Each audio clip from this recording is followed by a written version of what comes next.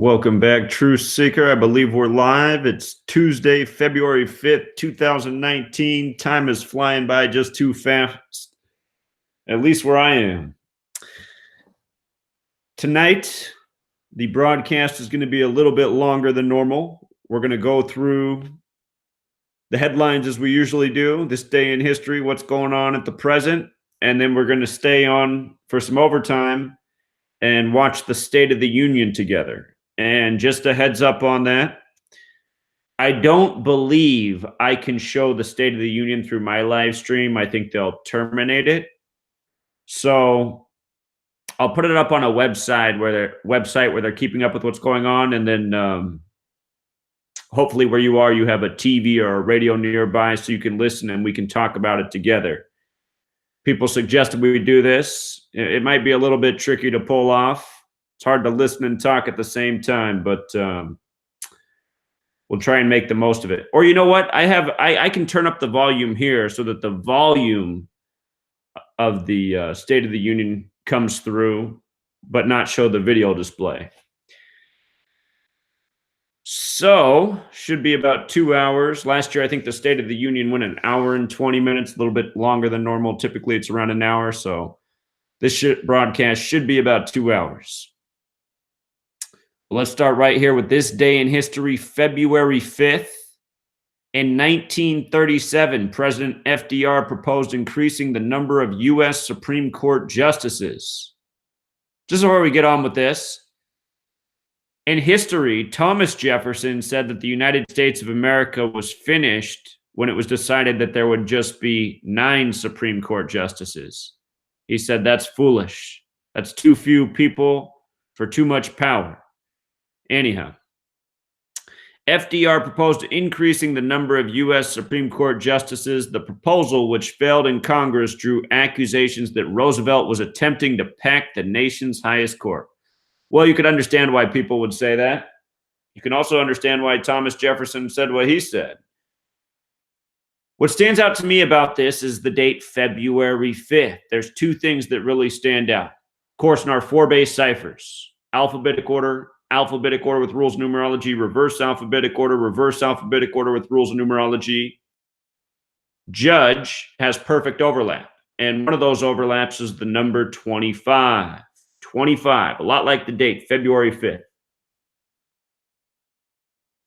Consider the date can also be written 5/2 like 52, and as we know, president equals 52, so does White House, so does government, so does authority.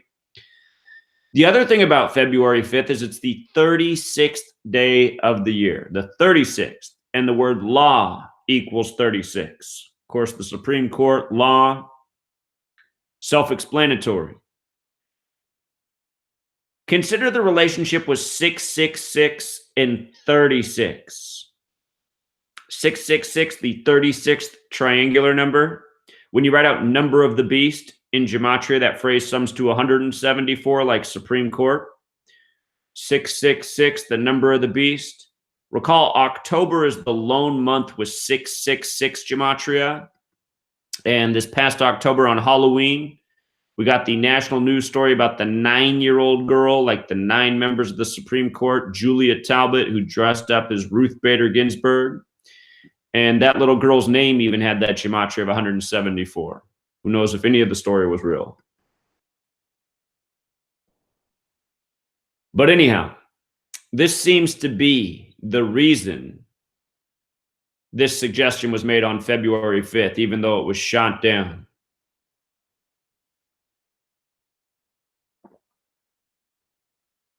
In 1971 on this day, Apollo 14 astronauts Alan Shepard and Edgar Mitchell stepped onto the surface of the moon in the first of 2 lunar excursions. And that was a date with 78 numerology. Remember, Apollo equals 71, 71 a fitting year for an Apollo mission, but it was a date with 78 numerology. Scottish Rite equals 78. The first man to walk on the moon, so we're told, was Neil Armstrong. Don't forget, Scottish Rite has the Gematria 57 as well, like moon. And we talked about this just days ago, talking about Mr. Shepard. He died in history on July 21st, And that's the day that Neil Armstrong first set foot on the moon. The moon landing of the lunar rover, or whatever they called it, was July 20th. It landed July 20th, but they didn't get out of the vehicle and walk on the moon until July 21st.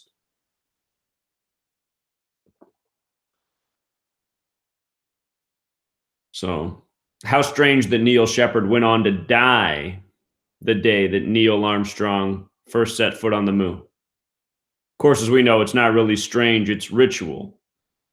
It's par for the course. It's putting the obvious in front of the faces of the masses and expecting them not to see it. In 2001, on this date, 4 disciples of Osama bin Laden went on trial in New York in the 1998 bombing of 2 U.S. embassies in Africa. The 4 were convicted and sentenced to life in prison without parole. Think about the date February 5th. It can be written 2/5 or 5/2. Same with May 2nd, the day Osama bin Laden supposedly died. Another date that can be written 2/5 or 5/2. In the case of 5/2, it's like 52, and terrorist equals 52. And lo and behold, in 2002, on this same date, a federal grand jury in Alexandria, Virginia, indicted John Walker Lind on 10 charges, alleging he was trained by Osama bin Laden's network and then conspired with the Taliban to kill Americans. Lind later pleaded guilty to a lesser offense and was sentenced to 20 years in federal prison. Look at the man's name in light of bin Laden's. Perfect overlap in the 2 reverse ciphers. Perfect. And then in our most pure cipher, reflections of each other, 4774. Don't forget, buildings 1 and 2 on September 11th were 110 stories tall. Osama bin Laden with the alphabetic order 110. Building 7, each floor was 47,000 square feet. The building was 47 floors tall. Osama bin Laden, 47. Building 7 was the Solomon Brothers building. Tisha B'Av, to remember the destruction of the 2 temples. Solomon's temple, Herod's temple. Tisha B'Av in Jewish Gematria equals 9/11, the 2 temples, the 2 towers. For the record, the World Trade Centers opened April 4th, 1973, 4473, 44 like kill, 73 like sacrifice. And from Tisha B'Av in 2001, the date that Tisha B'Av actually was, to September 11th was 44 days. Makes one wonder. In 2008, more than 80 tornadoes began touching down in the Midwestern and Southern U.S. The deadliest of the twisters claimed 57 lives. You know what I thought of right when I saw that? I thought of my chapter on weather warfare by numbers and how I write about how all throughout history there's this pattern of destructive weather on dates with 52 connections. February 5th, 5/2. Weather warfare admitted to since 1952. I'm pretty sure I don't have that in my book. It should be in there. One more example, 80 tornadoes in a region in a day? I'm pretty sure that's beyond abnormal. Also on this day, a famous yogi died. Became famous through the band The Beatles. And again, that day can be written 5/2, Yogi 52. Can also be written 2/5, Death 25.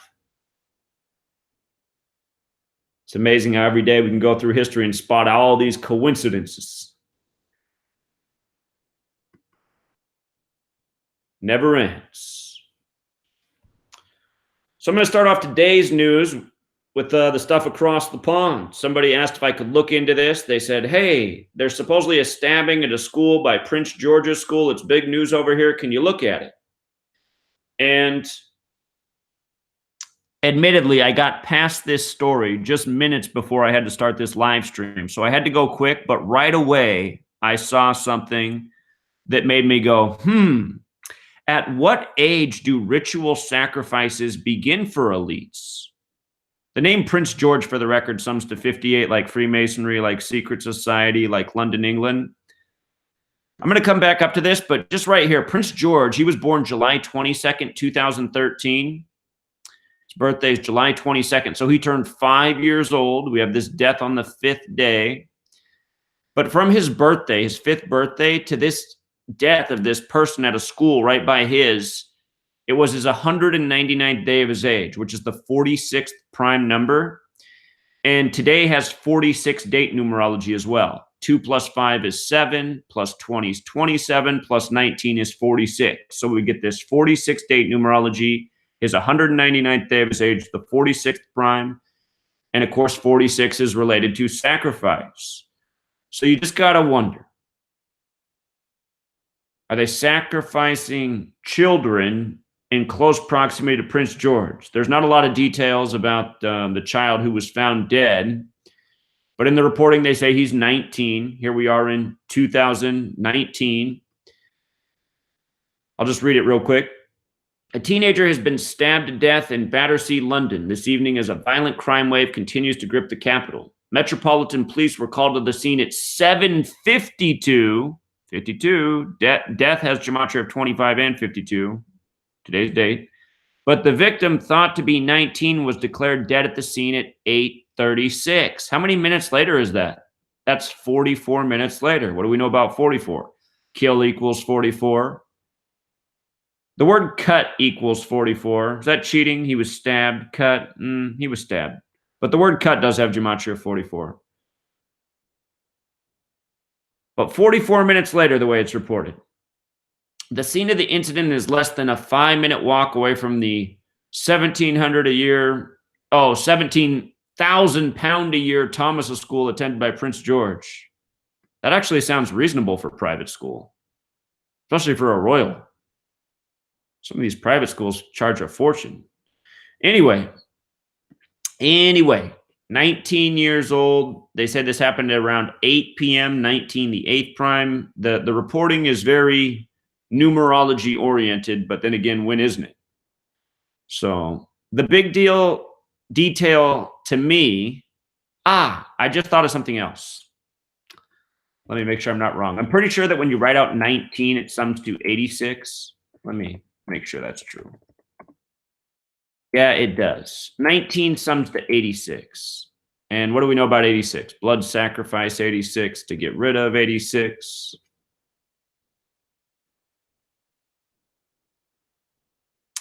Something tells me this had a lot to do with Prince George, though. And again, we just saw the car crash of the prince at age 97. Of course, Princess Diana died in 97 in a car crash. Prince has that gematria of 97, the 25th prime. Death has the gematria of 97 and 25. It looks like this young death is for the young prince. Also in the UK today, news of Karl Marx's grave being vandalized. And they're saying they don't know exactly what day it was vandalized, but it was observed today. Karl Marx, who wrote the Communist Manifesto, somebody took a hammer to the grave. Notice the brutal emphasized in the hammer attack. With regards to the news coming today, February 5th, again, the 2552 date, Marx 52 and 25. That emphasis on brutal, this happened in London. Notice the overlap with brutal, London, and Jewish. Karl Marx was Jewish. An unknown vandal with blows from a blunt metal object attacked the tomb of Karl Marx, scarring the engraved name and dates of the author of the Communist Manifesto, who is buried in the spooky Victorian-era cemetery at Highgate. So there's something about this Highgate piece, too. Highgate equals 151, which is the 36th prime number. Today is the 36th day of the year. Most news said that they believe it was a hammer that was used to do the damage. Hammer has that gematria of 58, like Freemasonry, like secret society, like London, England, like Prince George. Number we see again and again, signature. 5 represents creation. 8, the infinite. Freemasons, builders. Infinite creation. I think that's what the symbolism is behind it. Infinite creation of propaganda is what it seems to be about these days. Anyhow, from the news to Karl Marx's death anniversary, March 14th, Pi Day. Hey, speaking of Pi Day's been celebrated since 1988. We were talking about how 88 was encoded into that brutal headline. Notice Karl Marx, he also died in 83, the murder year. Gotta wonder. But from the news to his upcoming anniversary of his death is 37 days, and communist in our most pure ciphers 37. Marx also died on a date with 118 numerology. We know death equals 118. Karl Marx, when you flip the alphabetic order around, is 118. So you can see how the news came by the numbers. His book, The Communist Manifesto, equals 116, Communist 116.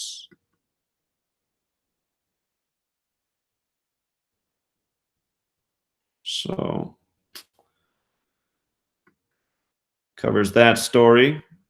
Those were our stories from across the pond. Here in the States, on the 36th day of the year, we get news of a man named William Brown. William Brown, 151 to 36 prime. Supposedly he was smoking an e-cigarette and it exploded in his face, causing him to bleed out and die. Today's date has 46 numerology. Fort Worth is where this story comes out of, 46. Go figure. The news is today, they say he died January 29th.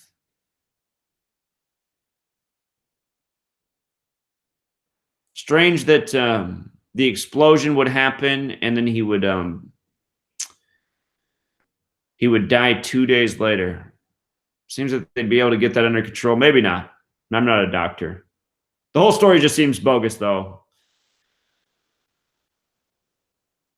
You have to remember, a teenager, which is the big market for these e-cigarettes, they see a story like this, it makes them want to go out and buy some more vape even more. They don't care. It's not going to blow up. Oh, it's not going to happen to me. I feel like vaping right now.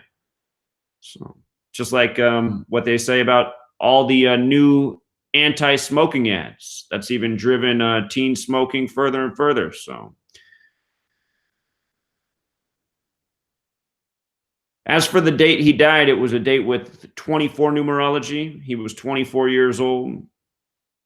There's probably more to it, but right away, William Brown, 151 to 36 prime. I saw Chigozie Truth did a video on this, and he thought, you know, the white guy with the long brown hair, he kind of looked like the white Jesus. Jesus Christ is 151. He could be right. That could be where they're going with it. That could be some of the symbolism there. But absolutely, this news story on the 36th, not an accident. News by the numbers. Now, here was an interesting headline I caught. Somebody wrote an article about everything I've been saying. All of these things that are going on in the financial world. All the dominoes being set up to be tipped over. The trade wars, what's going on with the tech companies. Anyway, they're saying the train is about to go off the rails. They use the term train wreck. And when I decoded train wreck, some things jumped out right away. First of all, 50. Donald's 50, 148. Donald J. Trump's 148. 67's the 19th prime. Chaos equals 19. Order out of chaos. But there's 122. When I looked at it, I said, that's kind of like the date February 12th. That's 1 week from today, February 12th. And I said, I wonder how many days February 12th is from Trump's birthday this year. And lo and behold, it's 122 days from Trump's birthday. So 7 days from now is a day to look for the economy. I'm going to be watching what the market does February 12th. And if it's not, then it's still coming. The house of cards is coming. Just like this article says, everything is set up for disaster. You guys can come check my blog. If I read all this, it's going to eat up too much time. We'll be late on starting on the State of the Union because we got 40 minutes till the State of the Union. Trump's economy is a train wreck waiting to happen. Posted today on CNN. Check it out. It's got everything labeled there that looks to go wrong in the near future. This was the story I woke up to this morning. Was James Brown murdered? Did James Brown rape women? All of these things were brought up today by several news outlets, and I thought, God, man, here we are in Black History Month, and I said James Brown died on Christmas. Let me think for a second. I'm pretty sure Christmas was 42 days ago, so I just had to measure real quick. Just had to do a little measure, and yep, 42 days ago was the anniversary of James Brown's death. So, of course, we got to do some more racial shaming. We got to bring up, was James Brown a rapist, a woman beater? Was he murdered? Did he have his wife murdered? Done a lot of work on James Brown. His death is covered in my book. This past 2018, I forget exactly what month it was, but James Brown, his daughter passed at age 53. Might have been August or September. We looked at that. Anyway, show you some things that are interesting here. Of course, 42 days after the anniversary of his death, he's the godfather of soul, Godfather 42, plus you know the rest of that list that goes with Black history. But CNN had this 3-part story. Other outlets carried it similar. The circus singer and the godfather of soul. She says James Brown raped her. She also says someone murdered him. And others share Jacques Hollander's suspicions. 12 years after Brown's death, nearly a dozen people who knew him are calling for an autopsy or a criminal investigation. So the woman's name Hollander, the surname has this Gematria 46. We're hearing from her on this date with 46 numerology. When I covered the death of his daughter this summer, she passed on a date with 46 numerology, and notice it was 19/9, like 199, the 46 prime, same pattern we just talked about with the death in the UK. This was right by Yom Kippur. Yom Kippur is about atonement for your sins. I said, is she paying the price for maybe things James Brown did in his life? You can go find my video on this. The emphasis in the article was on my heart is broken, which equals 87 like James. And something else was going on in the news with Suge Knight this day. There was some Suge Knight shaming by the numbers too. I remember that. So anyway, then another part of this article was James Brown's wife murdered. And says, when Adrian Brown died in 1996, authorities found no sign of foul play, but one friend always suspected murder. In 2017, a retired detective told CNN he'd thoroughly read an informant's old notebook for the first time. It says a doctor confessed to killing Adrian Brown. And again, we see these suspicious deaths in hospitals. Now, it just makes me wonder how many agent doctors are out there that carry around some arsenic or some cyanide or whatever they're using in people's pockets to put the nail in the coffin, if you will. So I went back and looked at this woman's death. She died at 47. And this article's from January 7th. This isn't her date of death. It said she died Saturday, so I looked it up, and Saturday was January 6th. So she died January 6th at age 47. And what stands out about that right away is, James Brown was the godfather of soul, but he's related with rock and roll as well. So dead at 47 on a date that can be written 6/1. Rock is 47 and 61, so is time. If you want to have fun, type in the band Led Zeppelin. Their name equals 47 and 61. But it also reminds the 61, her dying on January 6th, that James Brown would go on to die on Christmas by the numbers. And if you've never seen my work on James Brown's death, you should check it out. Quite certain that his death was partly connected to the rapper Nas, who was 33 years old at the time, who has God's son tattooed on his stomach. Think about God's son, 33, Christmas. Nas had just come out with an album sampling James Brown's music, and there was a nice alignment between his birthday and his death. Anyhow, when she died, the day she died, it was 118 days from James Brown's birthday. And as we know, death has the gematria of 118. James Brown was 62 years old at the time, sacrificed 62. It was 118 days from his 63rd birthday, Brown 63.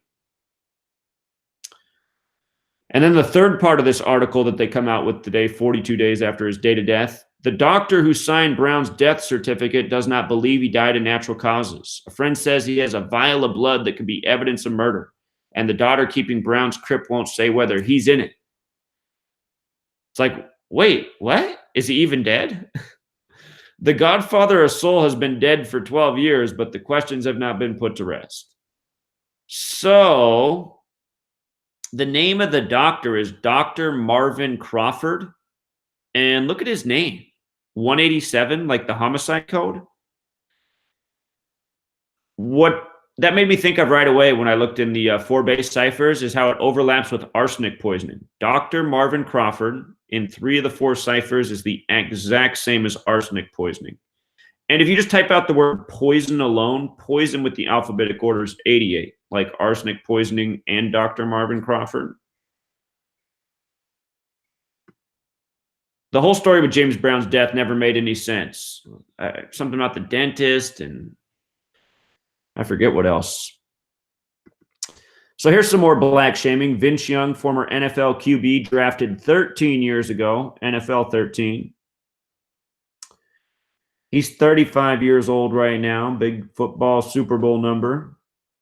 Supposedly yesterday, February 4th, 4/2, he was arrested for driving under the influence of alcohol. Black man, February 4th, 4/2, February 42, slavery 42, the N-word 42. The news didn't break until today, though, February 5th. And from today, the day of the news, to his upcoming birthday is 102 days. Slavery is also 102. The N-word's also 102. Remember, the Civil War began on the 102nd day of the year, April 12th. In light of the news coming today, 5/2, like 52, his full name, Vince Young's full name, Vincent Paul Young Jr. equals 239, the 52nd prime. His name also sums to 85 in the most pure cipher, like National Football League. Again, most of these guys born and bred to be and named accordingly.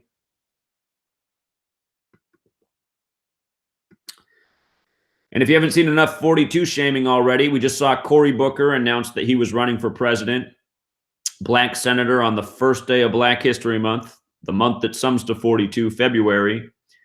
February 1st, 2019, the day he announced was a date with 42 numerology. And look at what they emphasize in the headline. I got a boo, Cory Booker. Now he's in a, when you're in the campaign, you want to have a woman next to you. That always makes you look more fit for the office. But I got a boo, 42. Yeah, that's how they did it. Should we call Cory Booker again? His office is obviously closed, but yeah, it just never ends, man. It never ends. It's sick. So, Senate made some big moves today. They kept pushing back the final vote on the anti-BDS bill. Remember, I called them about it, and then they pushed it back to last Thursday. Well, they finally just voted on it today, and they moved it into this other bill. So here it is. The Senate approved a Middle East policy bill Tuesday that includes a provision urging President Donald Trump not to precipitously withdraw troops from Afghanistan and Syria until terrorist groups there are destroyed. It passed on a broad bipartisan vote, 77-23. The measure also imposes new sanctions on Syria and boosts the U.S. military alliances with Israel and Jordan, both neighbors of war-torn Syria. And it makes it easier for states and localities to approve laws to combat the boycott, divestment, and sanctions or BDS movement against Israel. So, again, we're serving Israel's agenda. That's what these wars in the Middle East are about. And then you can't boycott Israel, part of the bill, and it gets 77 votes in favor. Remember what equals 77? Judaism, Zionist, plus we're in D.C. D.C.'s on the 77th meridian. United States equals 77, secret society 77, power 77. Think about this. I mean, this is just an extension of what happened on September 11th. This is about not ending the war that began out of September 11th, where in DC, Flight 77 hit the 77-foot tall Pentagon on the 77th meridian, exactly 77 minutes after taking off. Where construction began on the Pentagon September 11th, 1941. All symbols. And then in the article, they had to mention that 22 of 47 Democrats voted against the bill. They had to get that old 47 in there. Don't forget, Democrat equals 47, Republican equals 47, government 47, authority 47, president 47, White House 47. Big numbers.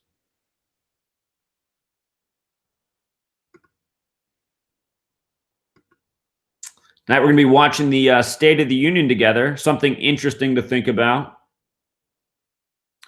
It's the Chinese New Year, and it's the Year of the Pig. And who's leading it off in the United States? Pigman himself, the orange Oompa Loompa with the white comb over, Donald Trump.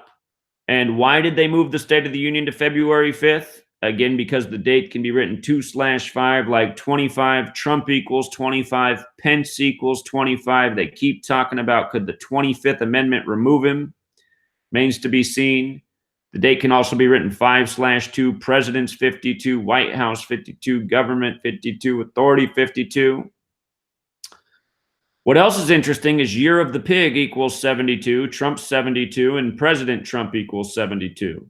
So, perfect day. Perfect day. Pig has a Gematria 23 like Donald.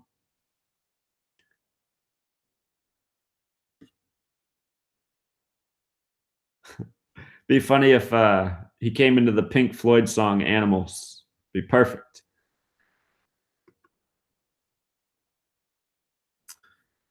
Another story CNN was running with this morning. The turnover in Trump's cabinet in one photo. And they talk about how since last year's State of the Union, there's 8 new people. 8 new faces in the crowd. 8. What do we know about 8? Remember, Trump, he's the 88 show. Trump with the alphabetic order 88. My favorite Trump 88 to date was when he announced his tax plan on August 8th, 2016. Tax plan equals 88, just like Trump. Been a SIA 88 ever since this guy began running. But 8 new faces, 2-5. Again, you learn the code, you see through the puppet show.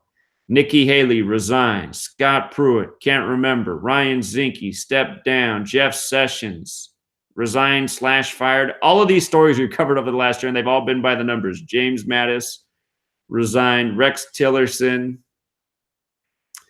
David Shulkin, John Kelly.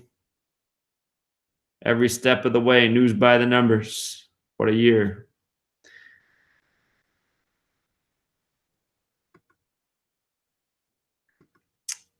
So supposedly yesterday, Ruth Bader Ginsburg was seen in public for the first time. I'm going to read this article to you.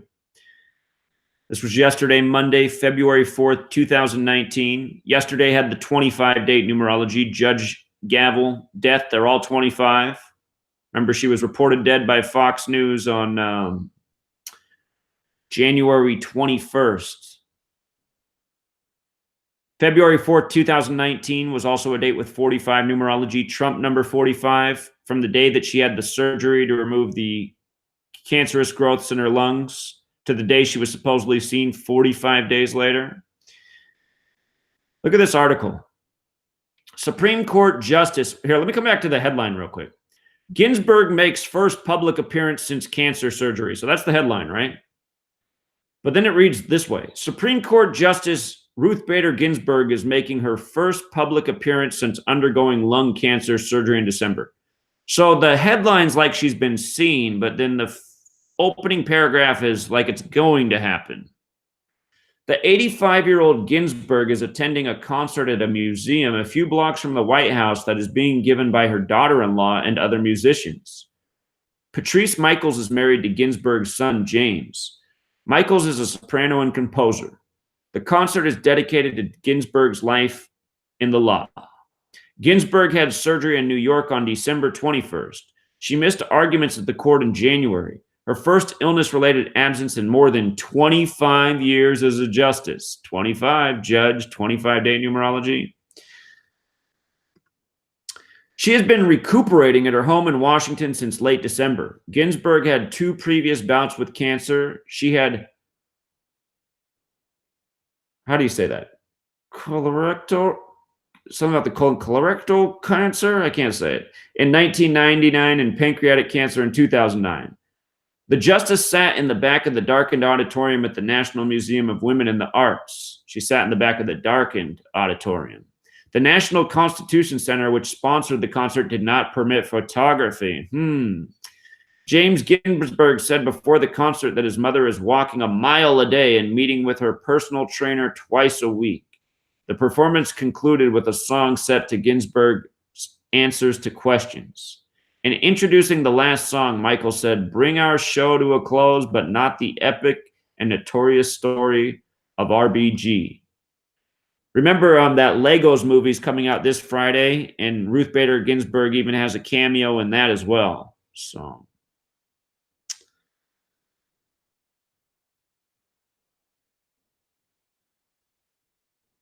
just makes you wonder, was she really there? No cameras, darkened auditorium, unclear wording in the article.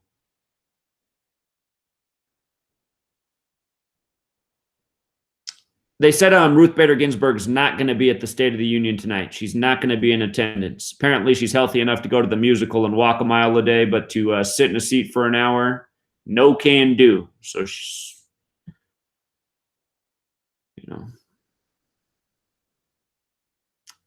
Tonight, one of the people who will get attention in the audience, the new young politician, Alexandria Ocasio-Cortez. She's bringing Ana Maria Archila.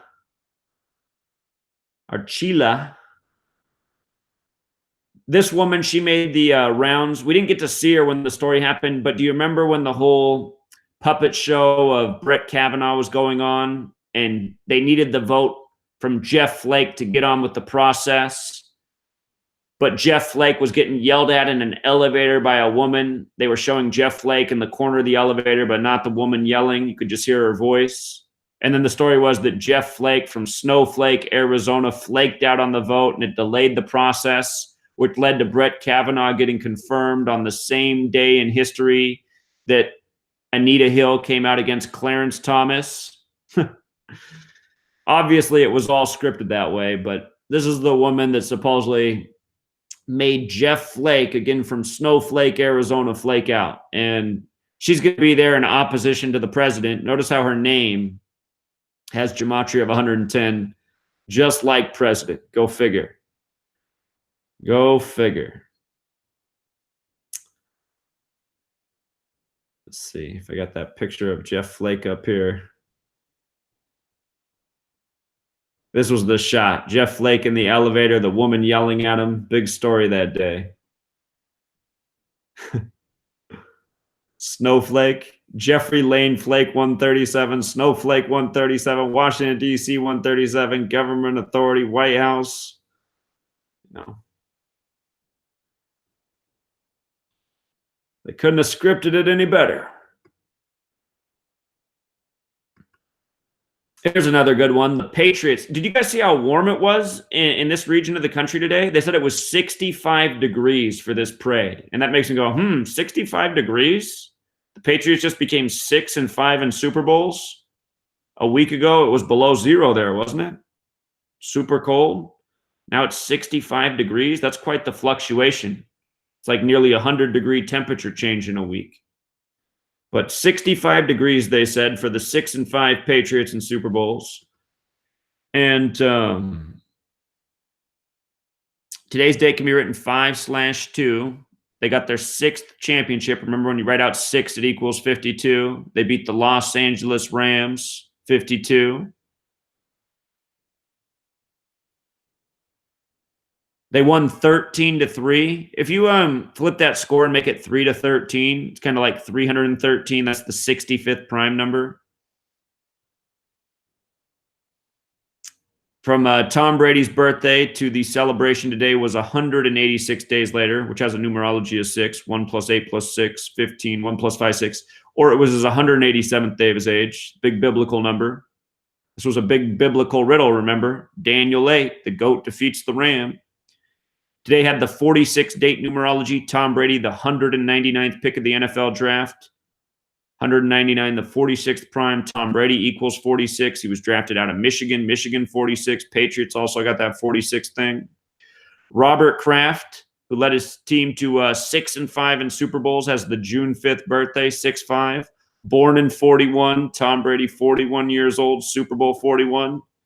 Pretty sure this is the end of the road for the Patriots. I don't think we're going to see the Patriots in Super Bowls for decades, maybe ever again.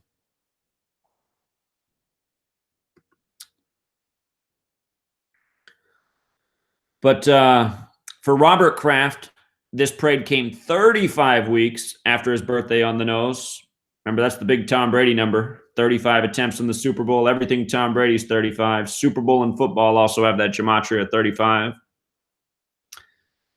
And Bill Belichick. Things weren't quite as interesting for him. I think his just riddle was winning the Super Bowl by the numbers the way he did. Getting his 6th at age 66. Again, just in case you haven't heard me say this, Bill Belichick, born in 52. So there's the 5-2 thing, I suppose, for Belichick. Born on the 106th day of the year and got his 6th championship as a head coach at age 66. Prophecy has Gematria 52, 106, again, born on the 106th day of the year. And prophecy in Jewish Gematria is 666. Nick Saban did the same thing in the same building. They used to coach together. And next year, for all you gamblers, we're going to have to figure out what color the Gatorade's going to be. Blue would have been a great pick. I think we would have picked blue if I even knew this was something you could bet on. I never heard of this before. I guess you can bet on what color the Gatorade's going to be. And we knew 13 was a big number all year, because when you write out 13, it equals 99, like the 99th NFL season. We know Super Bowl equals 41, 41 the 13th prime, 41-year-old Tom Brady versus LA. LA's 13. They fell to 1-3 in Super Bowls. So they dumped blue Gatorade, and I guess it paid 4-1 if you knew the Gatorade was going to be blue. Blue has that Gematria 13. Also, like what turned out to be the winning score. And don't forget, the stage was a big M, the 13th letter. Again, the lead singer from Maroon 5 is from L.A. Maroon 5 is words, sums to 53, like Super Bowl 53. But again, L.A. 13, the Rams fell to 1-3. It was all about the 13.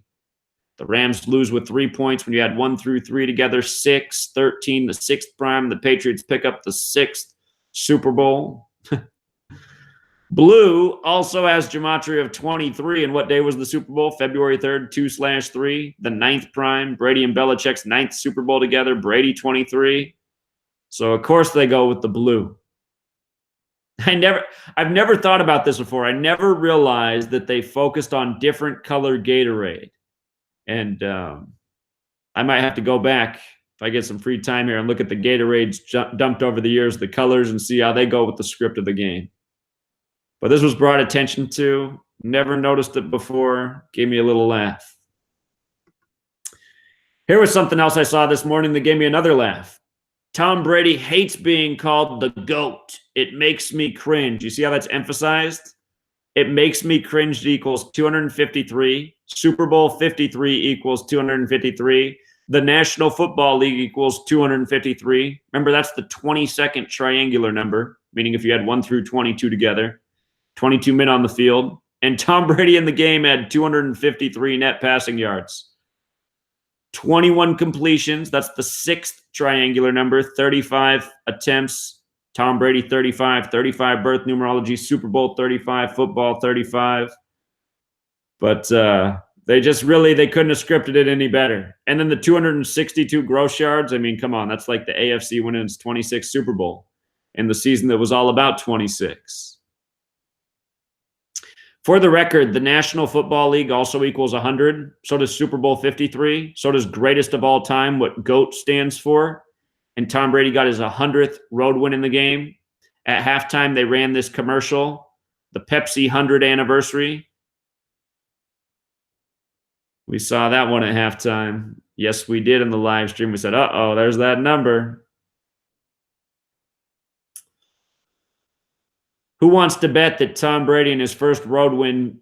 I think Brady is going to come back and play another season, but he's not going to the Super Bowl. So I have a feeling, though, Tom Brady comes out and gets his first road win on a date with 26 numerology next year. It'll be his 101st road win, 101 the 26th prime. I'm envisioning that. So We'll see when it gets there. Here was another headline this morning. Opinion: NFL teams should trade $57 million star. This guy is Todd Gurley. This is the guy who, when he was 17 years old, put a tweet out that said, someday I'm going to play Tom Brady in the Super Bowl. And lo and behold, Tom Brady ends up facing the Rams and Todd Gurley 17 years later. And again, it was the Patriots' 59th season, the 17th prime. The Rams' loss was 17 points in Super Bowl 36. And then the comedy of the game is Todd Gurley's the best player on offense for the Rams, and he hardly even played in the game. Just like the other year, the Patriots' star defensive player, Malcolm Butler, was benched all game, and the Patriots lost. I don't know how the fans don't see through it. I mean, how can you not figure this stuff out? Your team's going to bench your star player in the biggest game of your season, maybe your franchise history. Anyway, $57 million. I maintain that these players, the numbers that we see in their contracts, they're bogus. I don't think they really get this money. Of course, a lot of it goes to their lawyers and agents anyway, but I really do think these guys are just getting these symbolic contracts. $57 million. He plays for the Rams, 57. Remember, the Rams advanced to the Super Bowl on a 57-yard field goal, thanks to whatever they're using, drone technology, magnets in the balls. That there can really be no more argument for anyone saying they're not using technology after what we've just documented year after year. How many more balls do you need to see slicing right of the goalpost and then all of a sudden change direction in midair and go back left or the opposite direction to go through the post? It's impossible movement for a football. A football can't be going in one direction and then just change direction mid-flight and head the opposite way. We saw that multiple times in these playoffs. We've seen it multiple times over the years. Anyway, the Rams advanced to the Super Bowl with a 57-yard field goal. Rams 57. When you write out 57, it equals 131, like championship, like Super Bowl. It was the Patriots' 57th playoff game where they just won the Super Bowl. The last time they won the Super Bowl was their 57th season against the Falcons. The Falcons were hosting the Super Bowl. The riddles, and always the same numbers. It just comes back around every single year. The same numbers show up every year. We talk about the same things every year. It just kills me.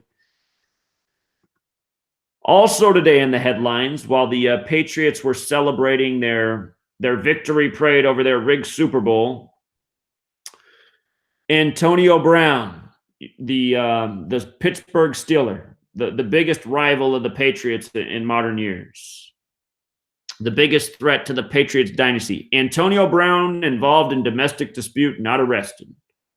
So I start looking right away and I say, okay, from his birthday to the day of this news, 211 days, 211, big Mason number, the 47th prime. They said domestic dispute, which has that 223 gematria, another Masonic number. But then here's what really got me. Antonio Brown equals 65, domestic dispute 65. The Patriots just became 6-5 in Super Bowls. They're having a parade where somehow it's 65 degrees after it was sub-zero a week ago. People are still sleeping on the weather warfare, too. You can just see that right through the NFL. The only Super Bowl halftime show that it ever rained in was when Prince performed Purple Rain. What are the odds? Steve Harvey, who's been involved in sports riddles in recent history, recall the night of the Floyd Mayweather-Conor McGregor fight. There was big deal made that Steve Harvey had the best seats in the house. That fight was the same night that Harvey was flooding Texas. The next thing you knew, the first pitcher in Houston after the flooding by Harvey was Harvey from the New York Mets. 52 days before the World Series, flood equals 52, hurricane 52. We said, there it is. Astros, Dodgers, World Series. Astros going to win this thing, and they did. But Steve Harvey, it's emphasized him saying, worst game I've ever been to. And notice the gematria of 119. Remember, this Super Bowl was the rematch of the big game after September 11th. 11/9. And again, we're thinking this year there's going to be something big happening. Very possibly August 11th, 2019. And something tells me that this very disappointing Super Bowl for all the fans is low scoring. You know, people want to see points. They want to see action. Something tells me that this disappointment and the symbolism of the Patriots and the Rams and the rematch in the 9/11 game, it's foreshadowing something to come later this year. Worst game I've ever been to also sums to 106, like the word prophecy. Again, Bill Belichick had the prophecy numbers, winning his 6th championship at age 66. Not only did Steve Harvey said that, but he made a joke on February 2nd about how he's so sick of seeing Tom Brady in Super Bowls that, you know, him and the audience there should pool some money together and have him murdered. So, I don't know.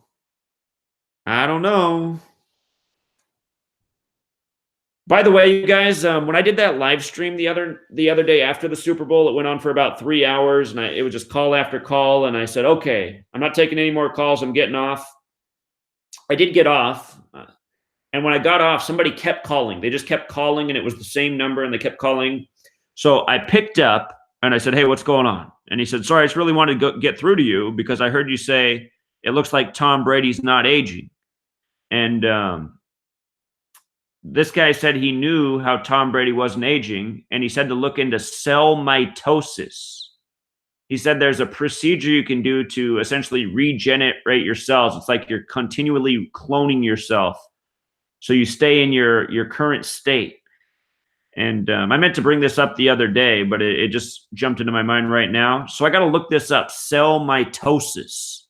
Is this true? Can you really maintain yourself through this cell mitosis procedure? I never heard of it before.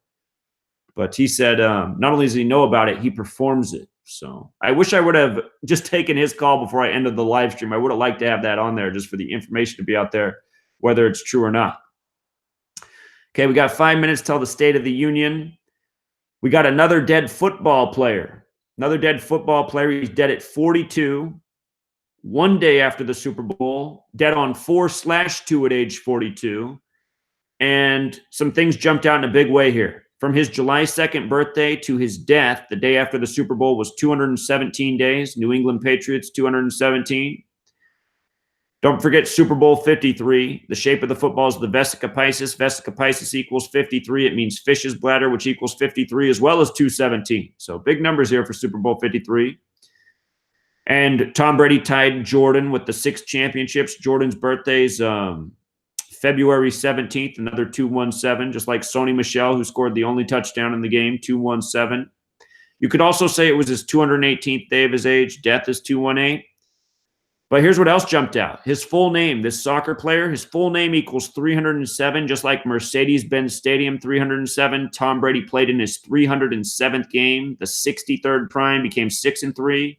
His name equals 98 and 118. Tom Brady's 98 and 118. Patriots is 98 and 118. Also 233, the 13th Fibonacci number, 13 points in the win. If you just do his shortened name, what he went by as a player, 133. Football's 133. The score was 13-3. 52. The Patriots got their 6th. 6 equals 52. Dead on a date with 45 numerology. New England 45. Again, worldwide. Football players dropping dead with perfect connections to the game. New world order. Can't emphasize enough. Another football player dropped dead yesterday. Age 44, the kill number. He died 220 on it. Oh, his birthday is the 227th day of the year, which is the 49th prime. Super Bowl equals 49. NFL 49. Super Bowl 53 was the 49th in the modern era. Dead on the same day. Dead at 44. The Super Bowl was on a date with 44 numerology. George is 44. This player's full name equaled 163, like Tom Brady's full name. And he died 174 days from his birthday, like Number of the Beast. Bill Belichick got his 6th at age 66.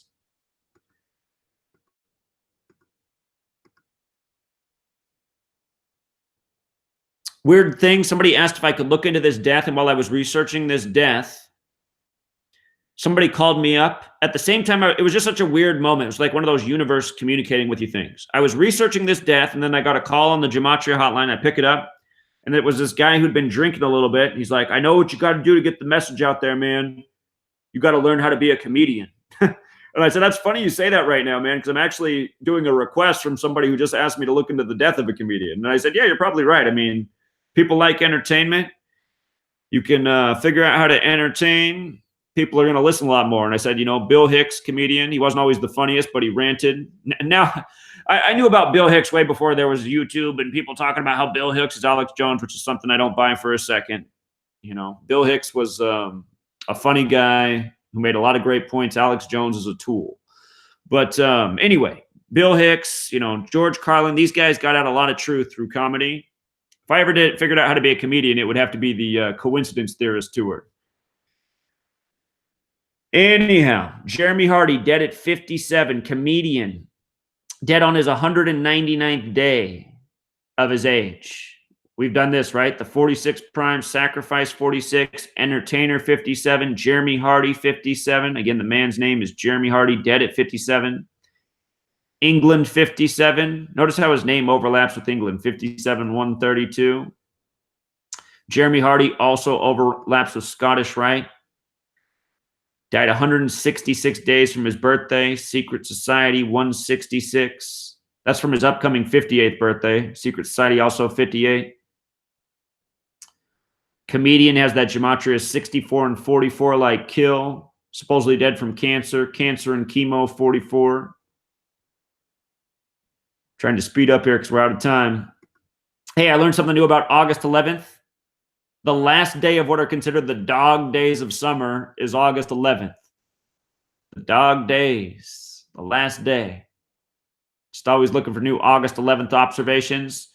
And have a good interview coming out. I'm letting this guy finish up the video. He's putting some cool footage to it. But he pointed out in the interview, he's like, did you notice that from January 21st, the day of this super blood wolf moon eclipse, to when it concluded January 21st, to the date you're looking at, it's 202 days later?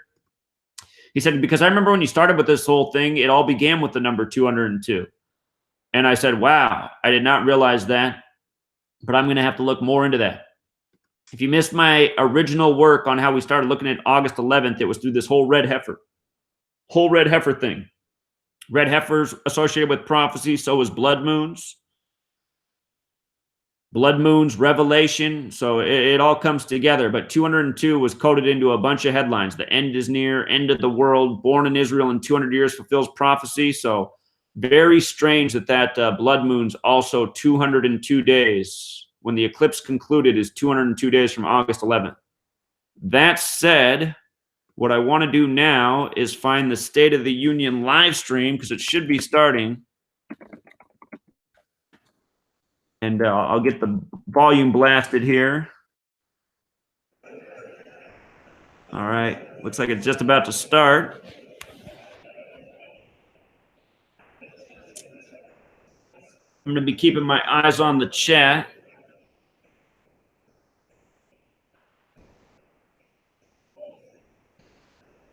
That seems to not be working. Wait a minute. Oh, wait a minute, you guys. Wait a minute. Wait a minute. I'm not supposed to be showing it on this screen. I'm supposed to be showing it on the other screen. Hold on. I'm getting dyslexic. Getting dyslexic here. Thanks, Zach. I got two screens up, so I got confused. Okay. I need to go to the chat here and get the live stream on the other one.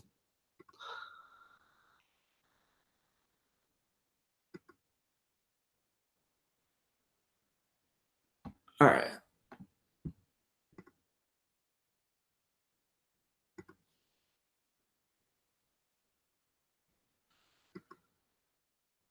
Nope, wrong thing.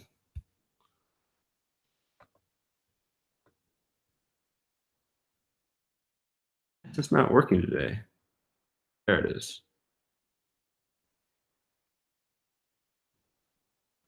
Well, you don't have to watch the State of the Union. Some people asked if I would, so it was a request yesterday. I said, sure, I'll do it. I'll stay on, and we can do this. We can do the State of the Union.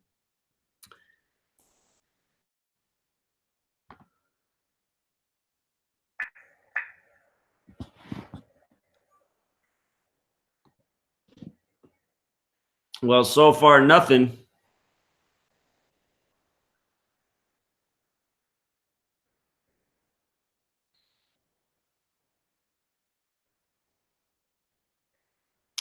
Robin. Oh, an actual Robin. I got it.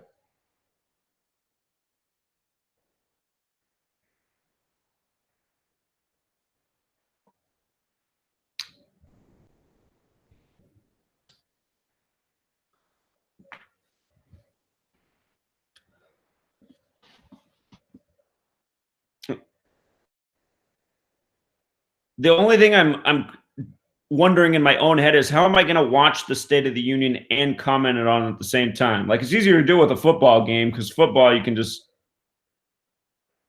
Nancy in white, Mike Pence in black.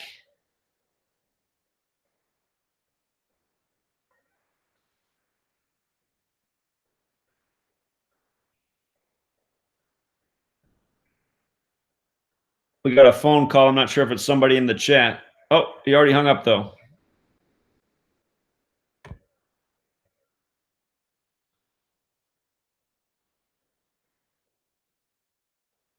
Well, the cameras are all pointed towards the back of the room. Madam Speaker, the President of the United States.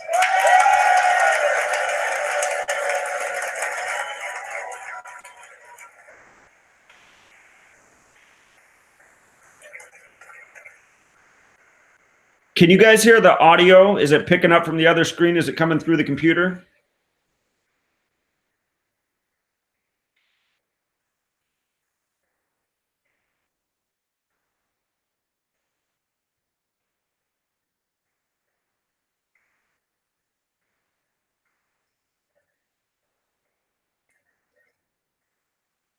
That is true. It was 9:03. You're right about that. It reminds that Trump's presidential campaign was 511 days long, Saturn 511 in Jewish Gematria, and 93 in ordinal. Always Saturn in time.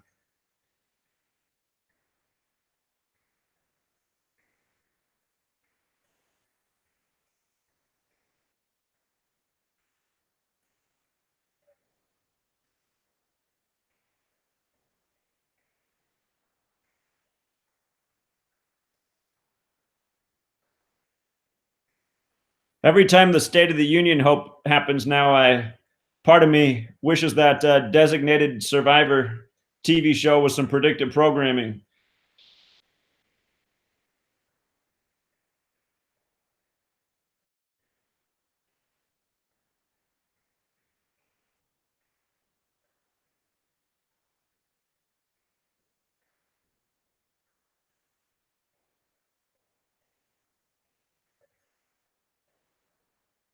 Yeah, I can't put the picture on because I think they'll end the live stream. I don't think you're supposed to show it because they could terminate the live stream and then I wouldn't have the right to do live streams. If they take away your live stream privilege, you lose it for a while. So that would really screw things up. So I just have the audio on.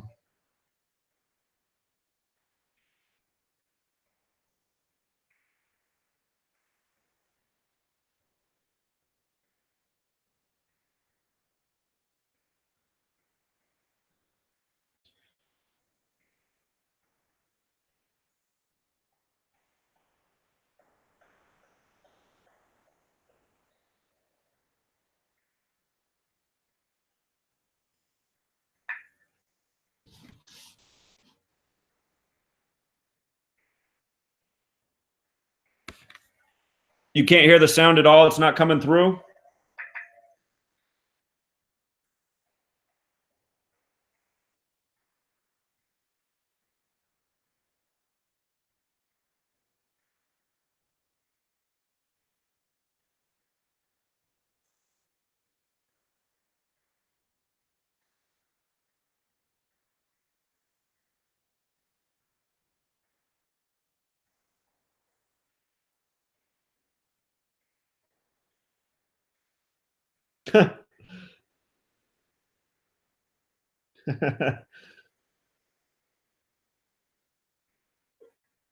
They're just clapping right now.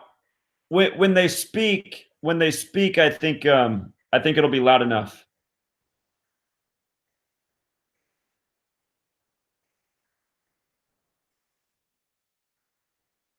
Or here, I know what else I can do.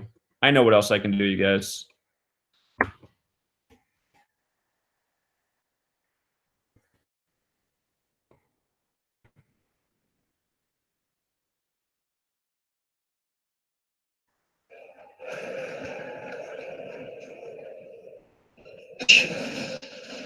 Madam Speaker, Mr. Vice President, Madam Speaker, members of Congress, the First Lady of the United States,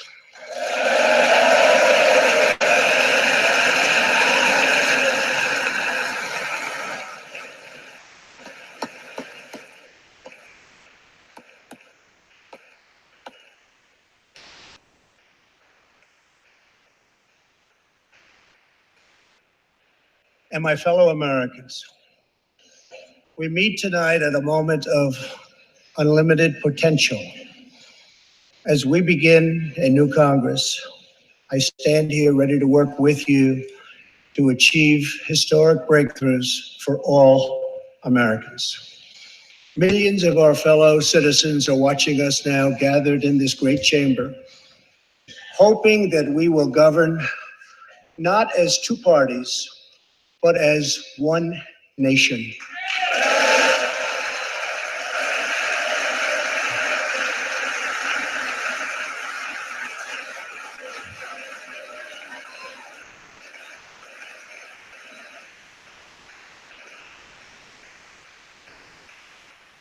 I noticed Chuck Schumer didn't clap. The agenda I will lay out this evening is not a Republican agenda or a Democrat agenda. It's the agenda of the American people.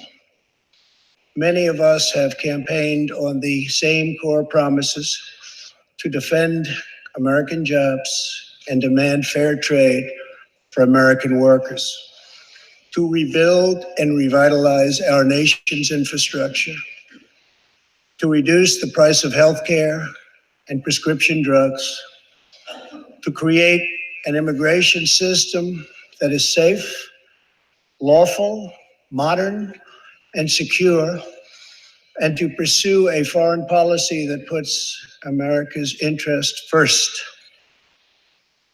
There is a new opportunity in American politics if only we have the courage together to seize it.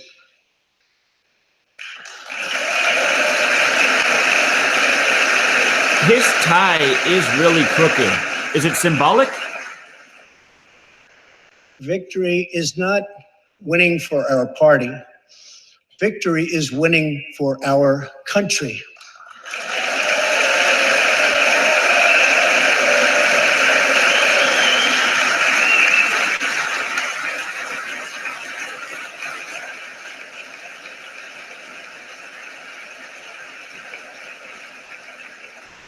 This year, America will recognize two important anniversaries that show us the majesty of America's mission and the power of American pride.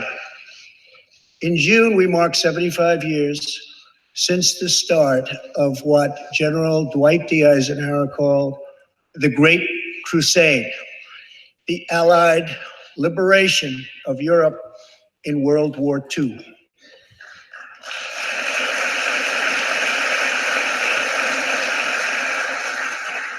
On D-Day, June 6, 1944, 15,000 young American men jumped from the sky and 60,000 more stormed in from the sea to save our civilization from tyranny.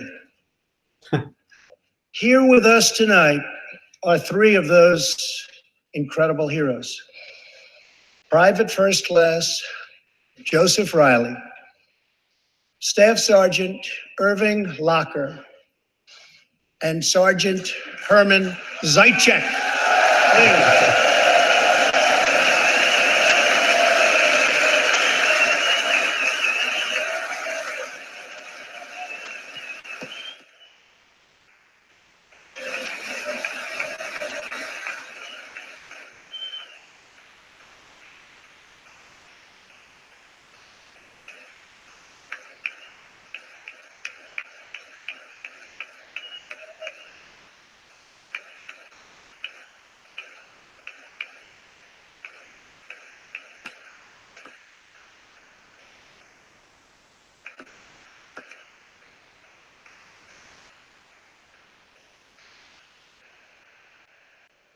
gentlemen, we salute you. In 2019, we also celebrate 50 years since brave young pilots flew 250,000 miles through space to plant the American flag on the face of the moon. Half a century later, we are joined by one of the Apollo 11 astronauts who planted that flag, Buzz Aldrin.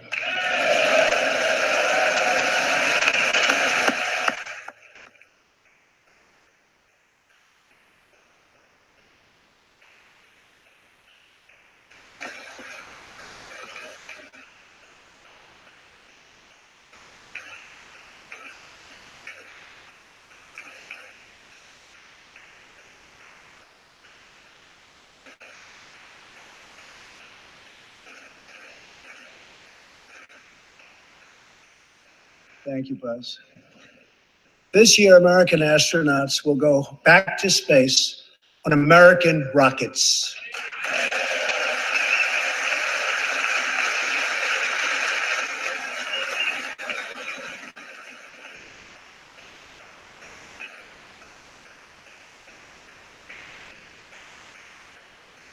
In the 20th century, America saved freedom, transformed science, redefined the middle class, and when you get down to it, there's nothing anywhere in the world that can compete with America.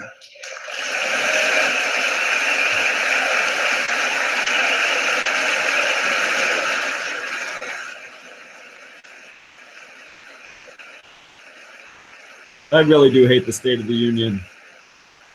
What does Now we redefine the must middle step class mean? boldly and bravely into the next chapter of this great American adventure. And we must create a new standard of living for the 21st century. An amazing quality of life for all of our citizens is within reach. We can make our community safer, our families stronger, our culture richer, our faith deeper, and our middle class bigger and more prosperous than ever before.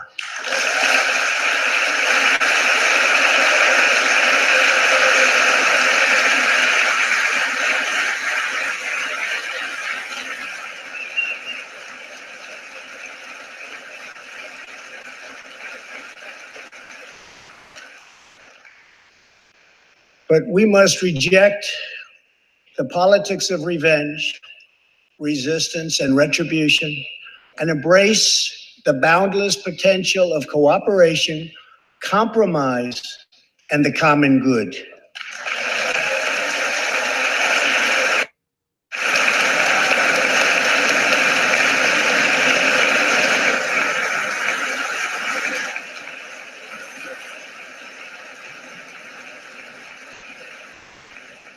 Together, we can break decades of political stalemate. We can bridge old divisions, heal old wounds, build new coalitions, forge new solutions, and unlock the extraordinary promise of America's future. The decision is ours to make. We must choose between greatness or gridlock, results or resistance, vision or vengeance, incredible progress or pointless destruction. Tonight, I ask you to choose greatness.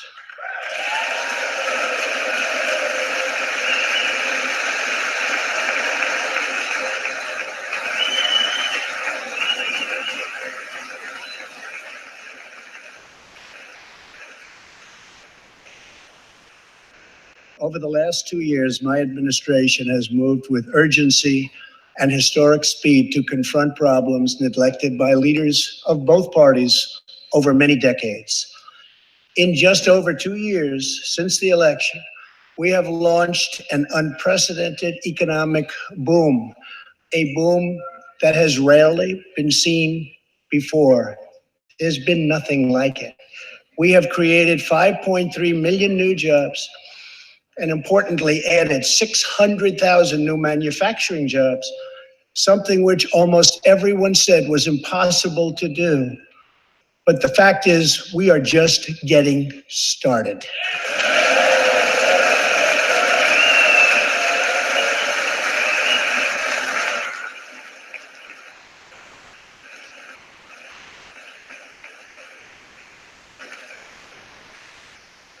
Wages are rising at the fastest pace in decades and growing for blue-collar workers who I promised to fight for. They're growing faster than anyone else thought possible. Nearly 5 million Americans have been lifted off food stamps.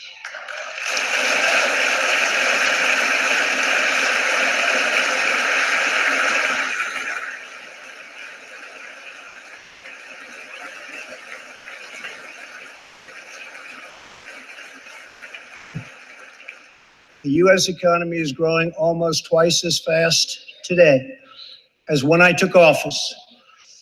And we are considered far and away the hottest economy anywhere in the world, not even close.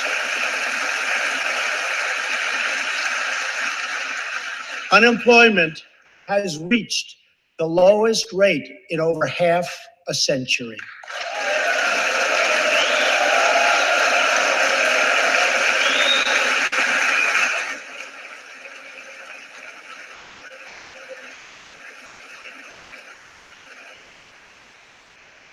African American, Hispanic American, and Asian American unemployment have all reached their lowest levels ever recorded.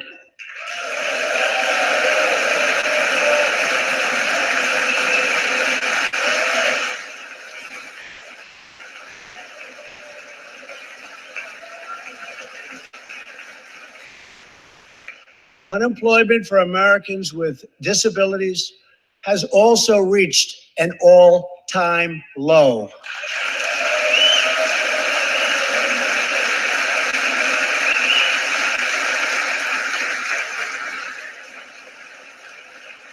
More people are working now than at any time in the history of our country. 157 million people at work.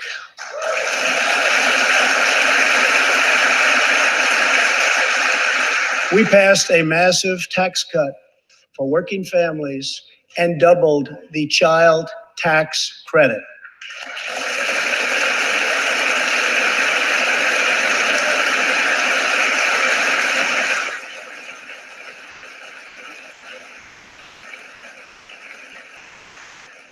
We virtually ended the estate tax, or death tax, as it is often called, on small businesses, for ranches, and also for family farms.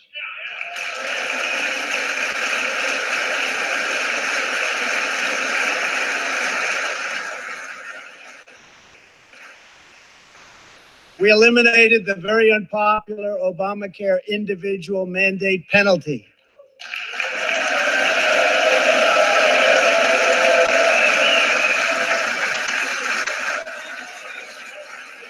And to give critically ill patients access to life-saving cures, we passed, very importantly, right to try.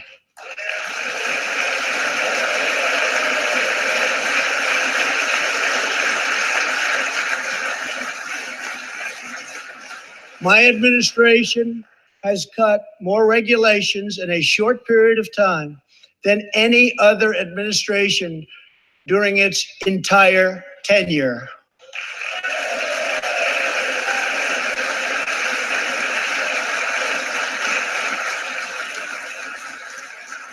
Companies are coming back to our country in large numbers, thanks to our historic reductions in taxes and regulations.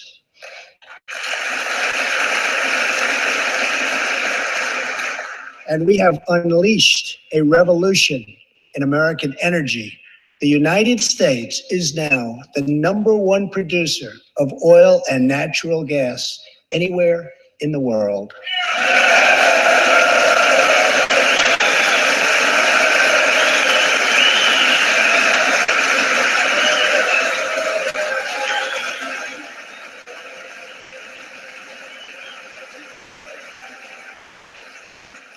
And now, for the first time in 65 years, we are a net exporter of energy.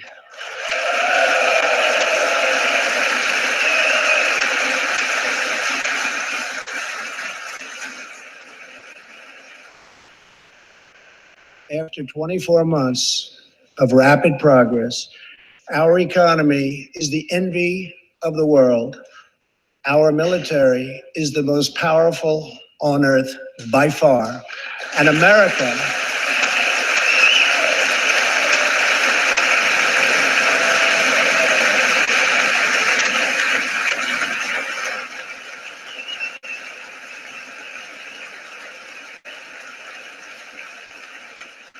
America is again winning each and every day.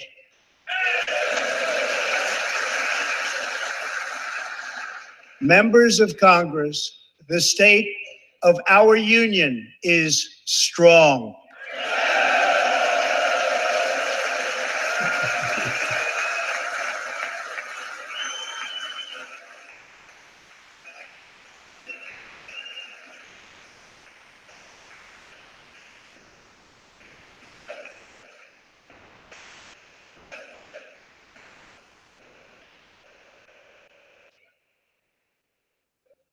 That sounds so good. Our country is vibrant and our economy is thriving like never before.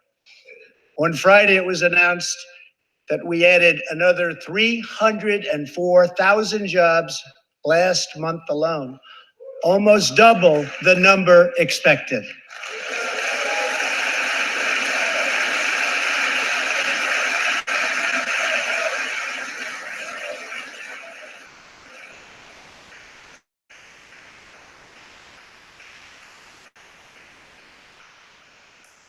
An economic miracle is taking place in the United States, and the only thing that can stop it are foolish wars, politics, or ridiculous partisan investigations.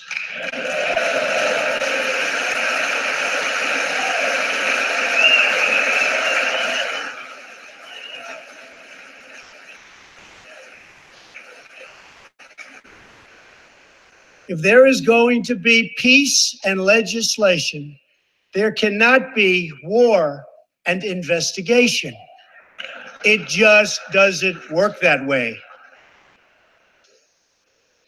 We must be united at home to defeat our adversaries abroad.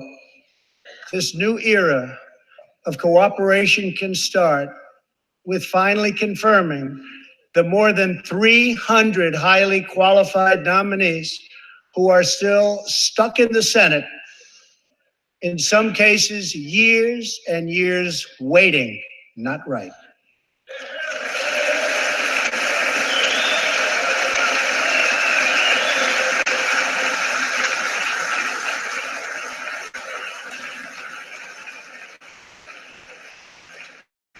The Senate has failed to act on these nominations, which is unfair to the nominees and very unfair to our country. Now is the time for bipartisan action. Believe it or not, we have already proven that that's possible. In the last Congress, both parties came together to pass unprecedented legislation to confront the opioid crisis, a sweeping new farm bill, historic VA What happened? of rejection. We passed VA accountability so that we can finally terminate those who mistreat our wonderful veterans.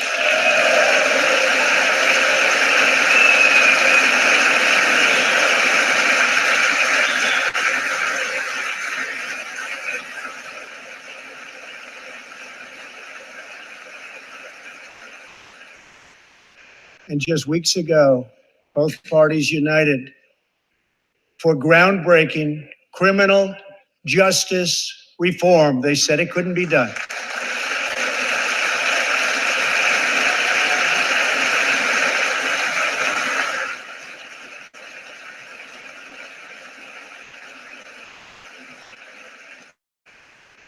Last year, I heard through friends the story of Alice Johnson. I was deeply moved.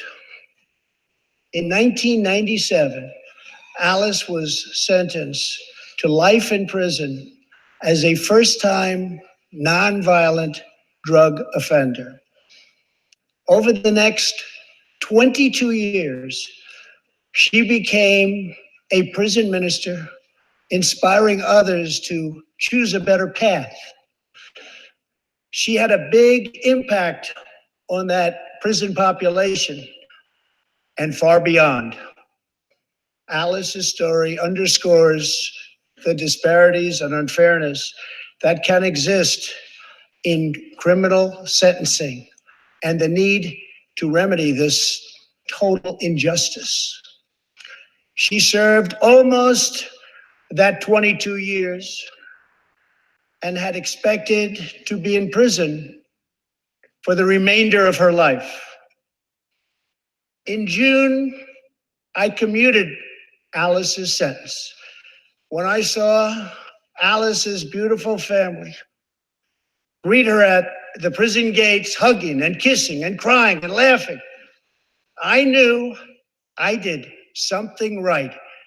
Alice is with us tonight, and she is a terrific woman. Terrific. Alice, please.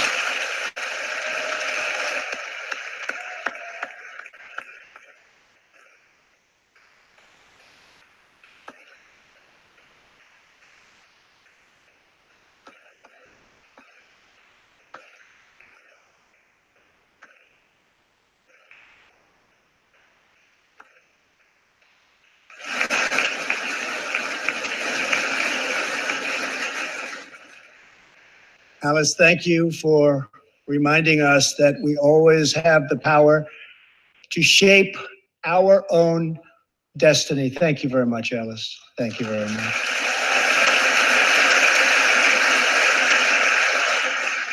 Inspired by stories like Alice's, my administration worked closely with members of both parties to sign the First Step Act into law. Big deal. It's a big deal.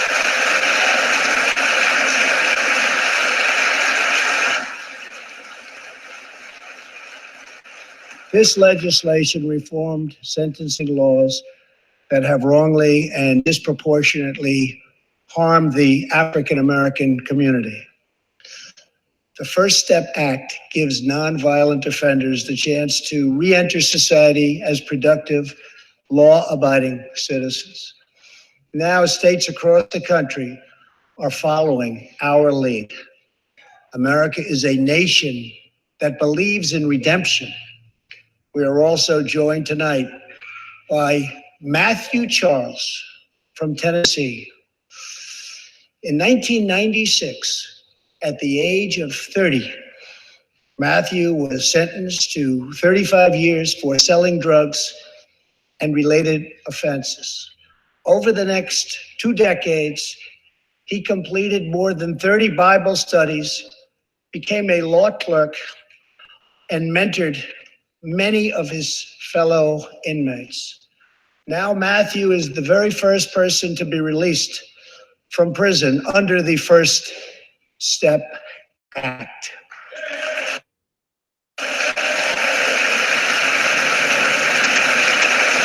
Matthew, please.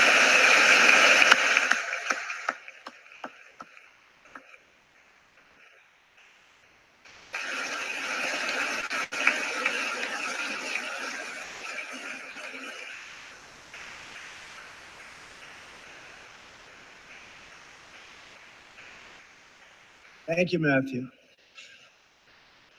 Welcome home.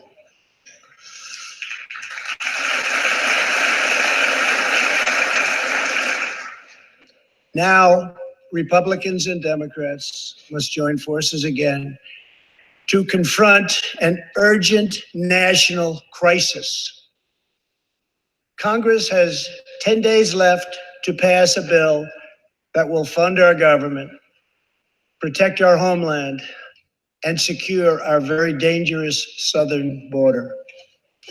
Now is the time for Congress to show the world that America is committed to ending illegal immigration and putting the ruthless coyotes, cartels, drug dealers, and human traffickers out of business.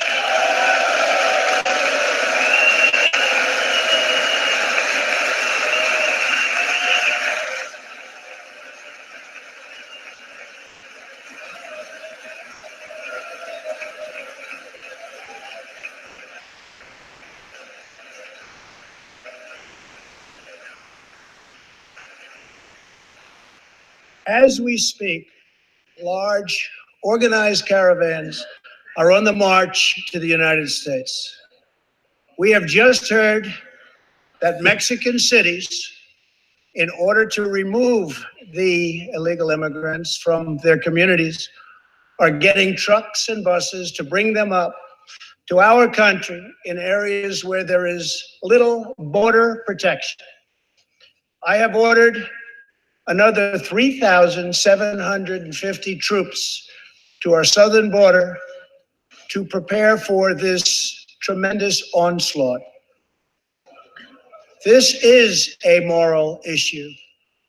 The lawless state of our southern border is a threat to the safety, security, and financial well-being of all America. We have a moral duty to create an immigration system that protects the lives and jobs of our citizens. This includes our obligation to the millions of immigrants living here today who followed the rules and respected our laws. Legal immigrants enrich our nation and strengthen our society in countless ways.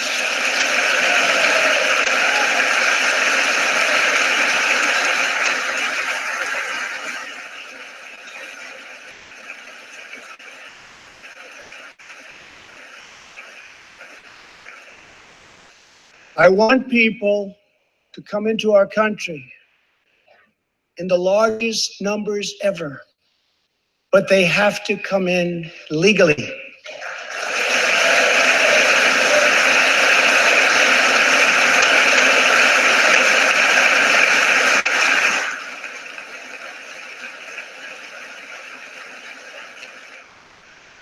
Tonight, I am asking you to defend our very dangerous southern border out of love and devotion to our fellow citizens and to our country.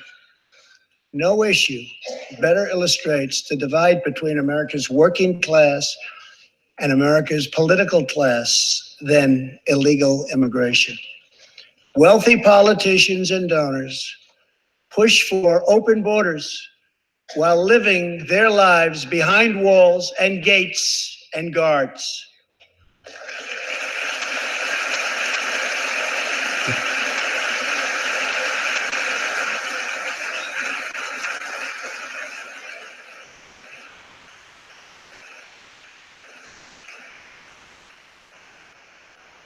Meanwhile, working class Americans are left to pay the price for mass illegal immigration. Reduced jobs, lower wages, overburdened schools, hospital crime, and a depleted social safety net. Tolerance for illegal immigration is not compassionate. It is actually very cruel.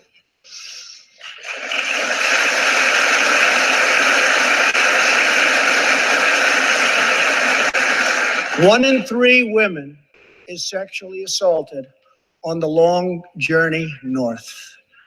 Smugglers use migrant children as human pawns to exploit our laws and gain access to our country. Human traffickers and sex traffickers take advantage of the wide open areas between our ports of entry to smuggle thousands of young girls and women into the United States and to sell them into prostitution and modern day slavery. Tens of thousands of innocent Americans are killed by lethal drugs that cross our border and flood into our cities, including meth, heroin, cocaine, and fentanyl. The savage gang, MS-13, now operates in at least 20 different American states, and they almost all come through our southern border. Just yesterday, an MS-13 gang member was taken into custody for a fatal shooting on a subway platform in New York City. We are removing these gang members by the thousands, but until we secure our border, they're going to keep streaming right back in. Year after year, countless Americans are murdered by criminal, illegal aliens. I've gotten to know many wonderful angel moms and dads and families. No one should ever have to suffer the horrible heartache that they have had to endure. Here tonight is Deborah Bissell. Just 3 weeks ago, Deborah's parents, Gerald and Sharon, were burglarized and shot to death in their Reno, Nevada home by an illegal alien. They were in their 80s and are survived by 4 children, 11 grandchildren, and 20 great-grandchildren. Also here tonight are Gerald and Sharon's granddaughter, Heather, and great-granddaughter, Madison. To Deborah, Heather, Madison, please stand. Few can understand your pain. Thank you, and thank you for being here. Thank you very much.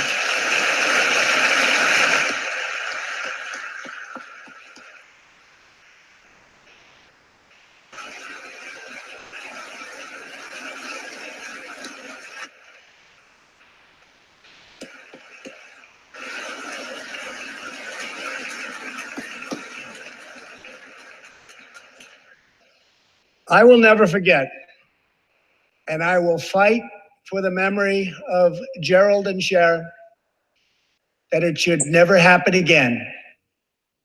Not one more American life should be lost because our nation failed to control its very dangerous border.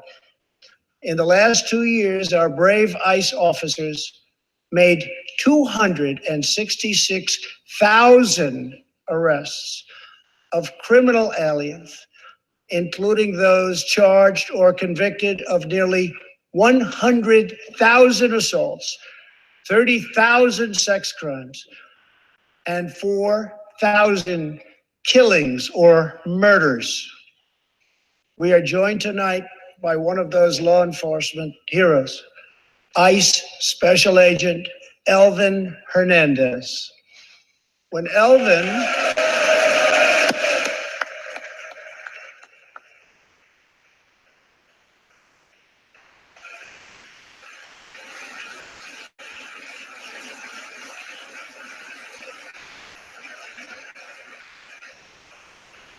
Thank you. When Elvin was a boy, he and his family legally immigrated to the United States from the Dominican Republic.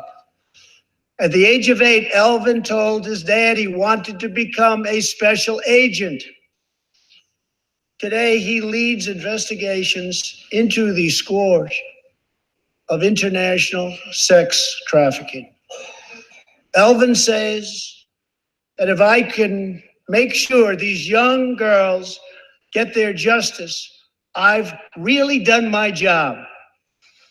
Thanks to his work and that of his incredible colleagues, more than 300 women and girls have been rescued from the horror of this terrible situation.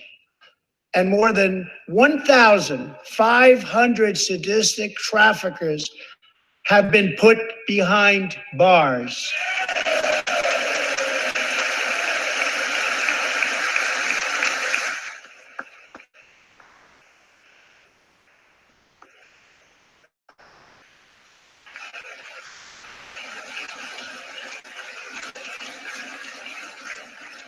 Thank you, Alan. We will always support the brave men and women of law enforcement. And I pledge to you tonight that I will never abolish our heroes from ICE. Thank you.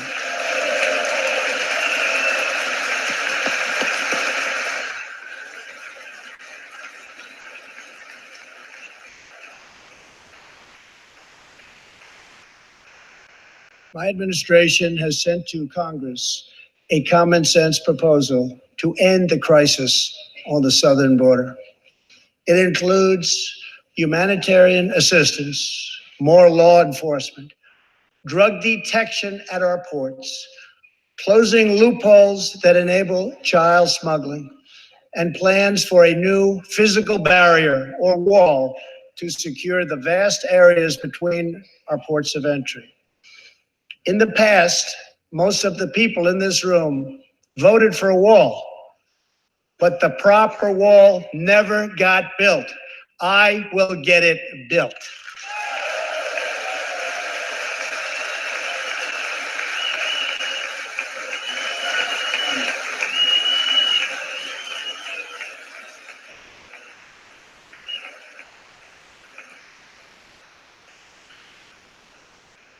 This is a smart, strategic, see-through steel barrier, not just a simple concrete wall. It will be deployed in the areas identified by the border agents as having the greatest need. And these agents will tell you where walls go up, illegal crossings go way, way down.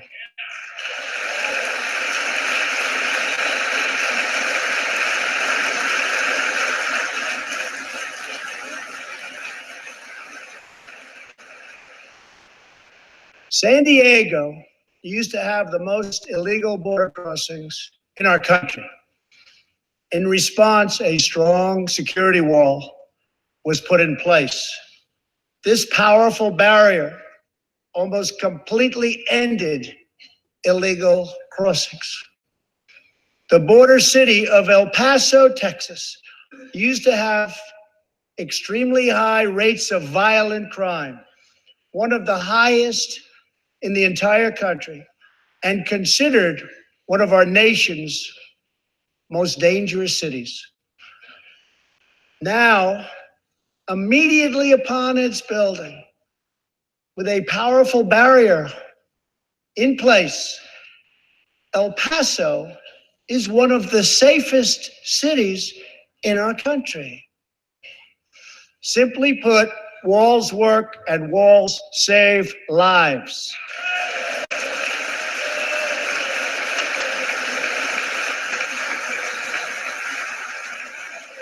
$42? What is that on the screen? You guys have that on your screen, that 42 up there? So let's work together, compromise, What in and the reach a world? deal that will truly make America safe.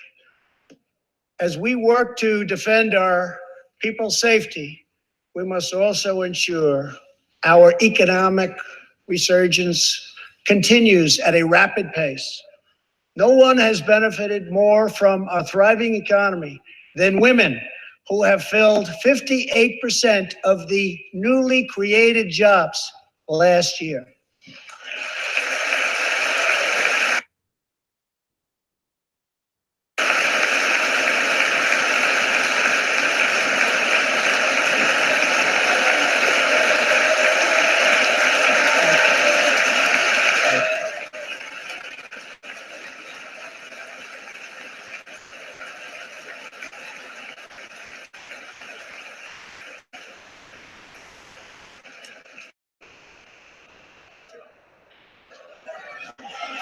You weren't supposed to do that.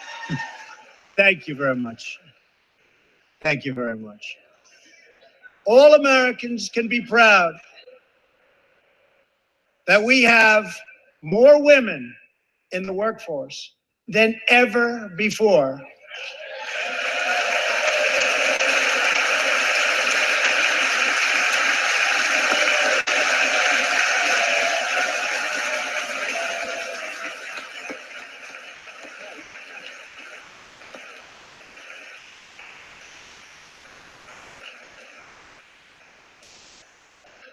Don't sit yet. You're like that. And exactly 1 century after Congress passed the constitutional amendment giving women the right to vote, we also have more women serving in Congress than at any time before.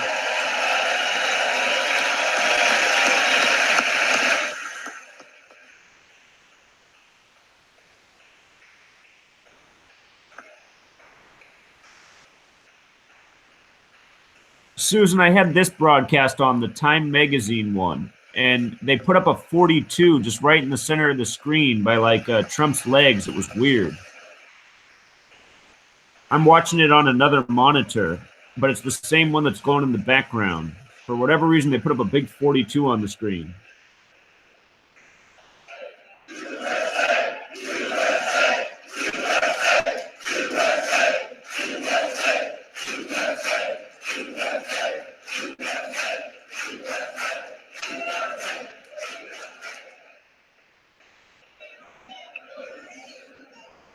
That's great. Really great. And congratulations. That's great. As part of our commitment to improving opportunity for women everywhere, this Thursday, we are launching the first ever government-wide initiative focused on economic empowerment for women in developing countries. To build on,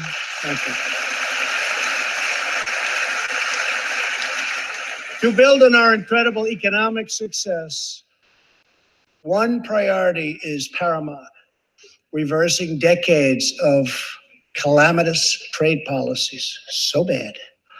We are now making it clear to China that after years of targeting our industries and stealing our intellectual property, the theft of American jobs and wealth has come to an end.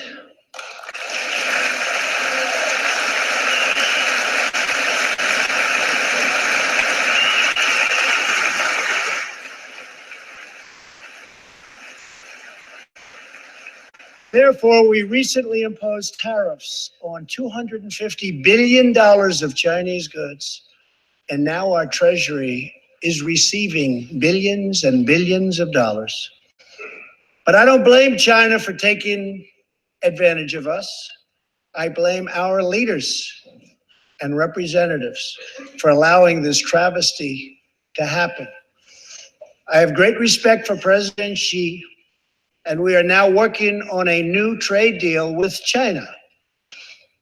But it must include real structural change to end unfair trade practices, reduce our chronic trade deficit, and protect American jobs.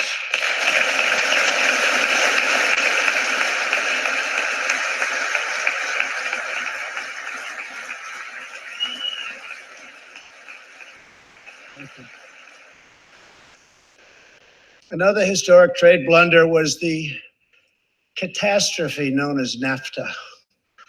I have met the men and women of Michigan, Ohio, Pennsylvania, Indiana, New Hampshire, and many other states whose dreams were shattered by the signing of NAFTA. For years, politicians promised them they would renegotiate for a better deal, but no one ever tried until now. Our new U.S.-Mexico-Canada agreement, the USMCA, will replace NAFTA and deliver for American workers like they haven't had delivered to for a long time.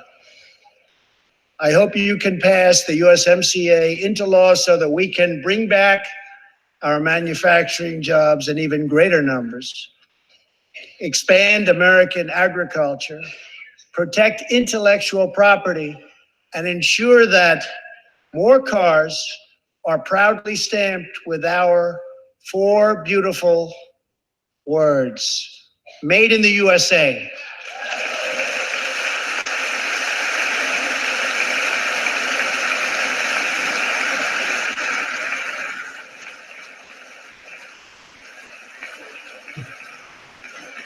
Tonight, I am also asking you to pass the United States Reciprocal Trade Act so that if another country places an unfair tariff on an American product, we can charge them the exact same tariff on the exact same product that they sell to us.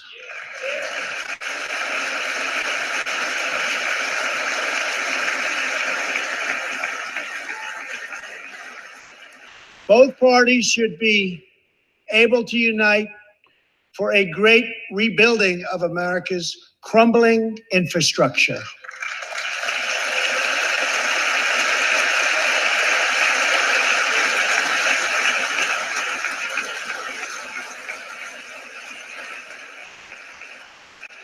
I know that Congress is eager to pass an infrastructure bill, and I am eager to work with you on legislation to deliver new and important infrastructure investment, including investments in the cutting-edge industries of the future. This is not an option.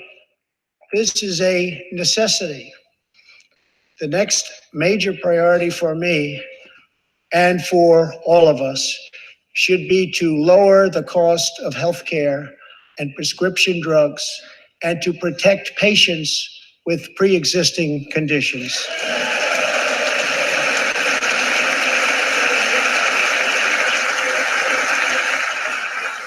You guys notice all the women are wearing white? White equals 25 in Gematria, like Trump, like the date 25.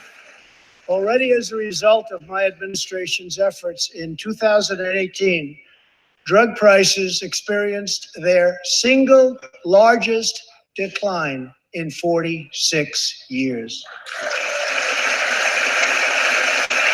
Today's got the 46 baby numerology. But we must do more. It's unacceptable that Americans pay vastly more than people in other countries for the exact same drugs, often made in the exact same place. This is wrong. This is unfair. And together, we will stop it, and we'll stop it fast.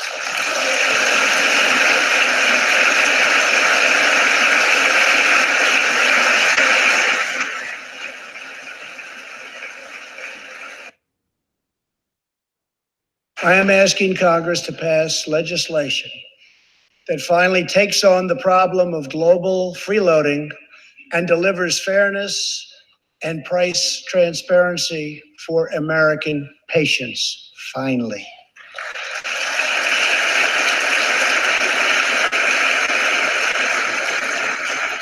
We should also require drug companies, insurance companies, and hospitals to disclose real prices to foster competition and bring costs way down.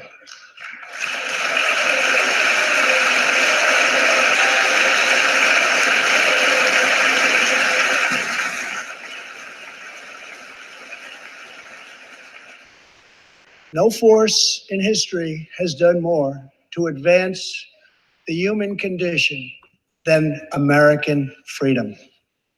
In recent years,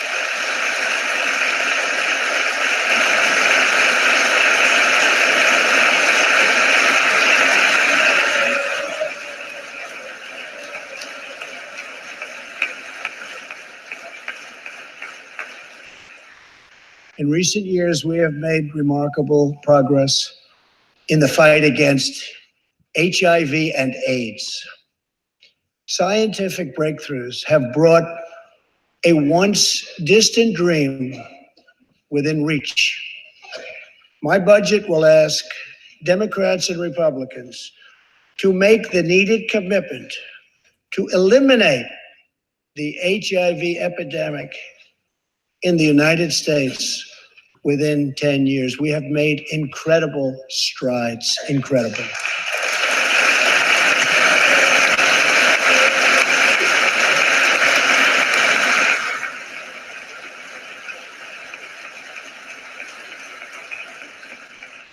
Together, we will defeat AIDS in America and beyond.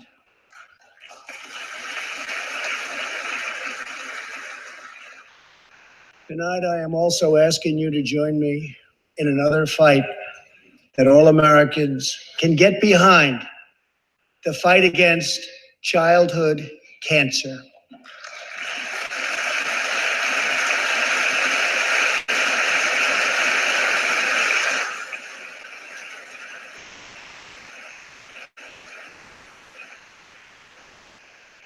Joining Melania in the gallery this evening is a very brave 10-year-old girl, Grace Eline. Every birthday,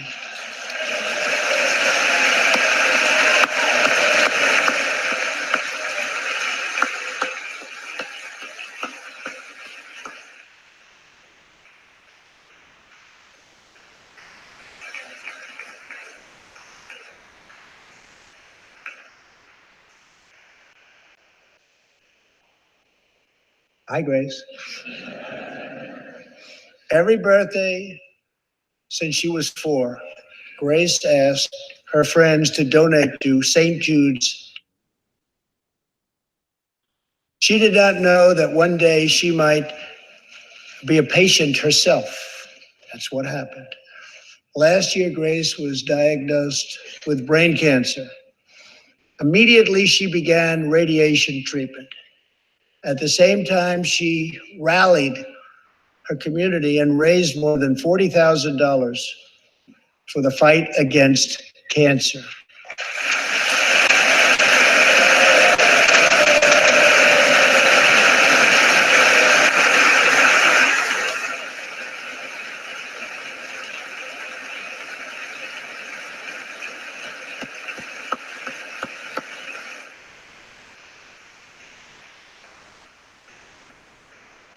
When Grace completed treatment last fall, her doctors and nurses cheered. They loved her. They still love her. With tears in their eyes, as she hung up a poster that read, "Last day of chemo."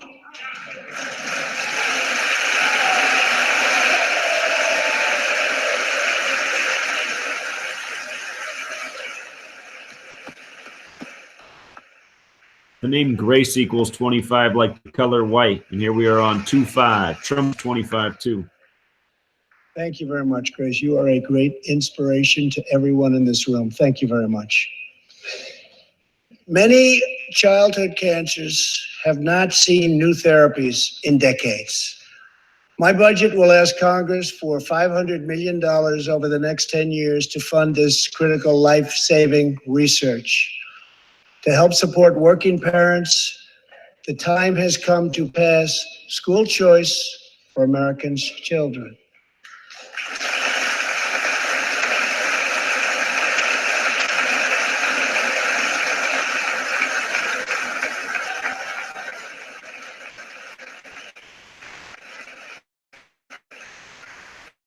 I am also proud to be the first president to include in my budget a plan for nationwide paid family leave so that every new parent has the chance to bond with their newborn child.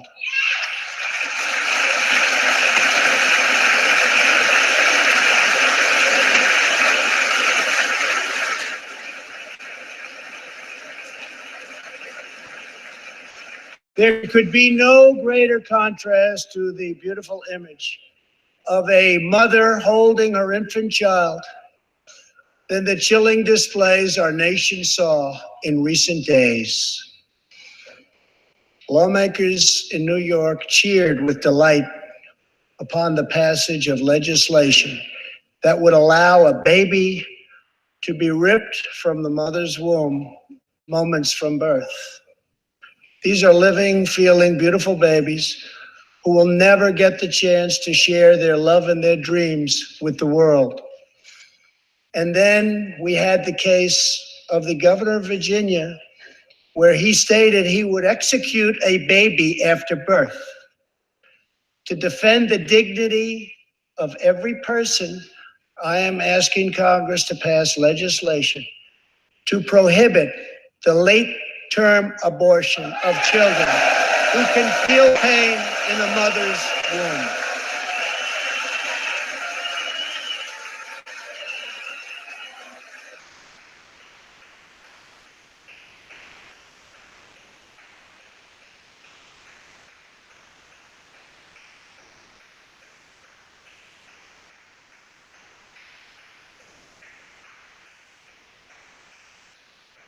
Let us work together to build a culture that cherishes innocent life.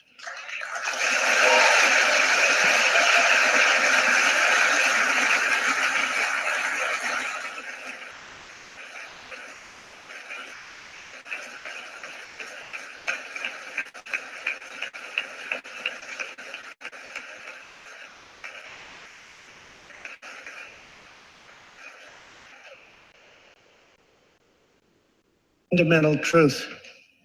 All children, born and unborn, are made in the holy image of God. The final part of my agenda is to protect American security.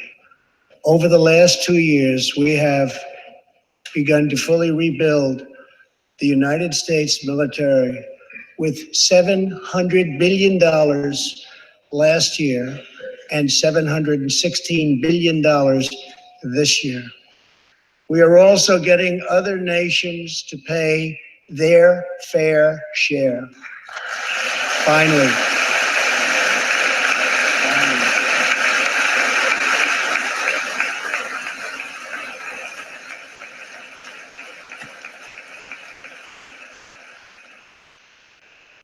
For years, the United States was being treated very unfairly by friends of ours,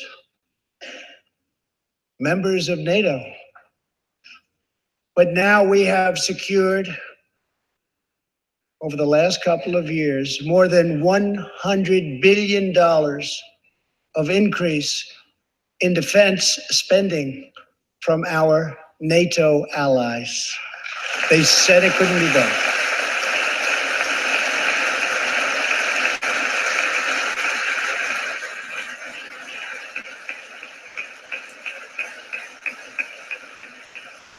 As part of our military buildup, the United States is developing a state-of-the-art missile defense system.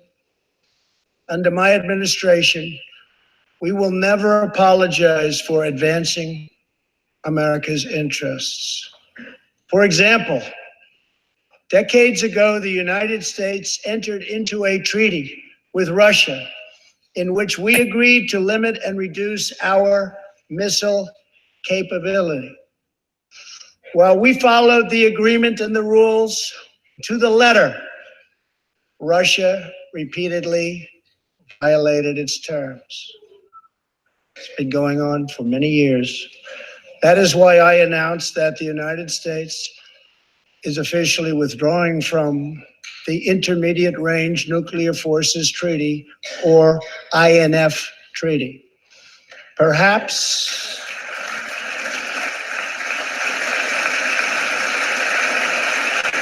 They're talking about this? Great.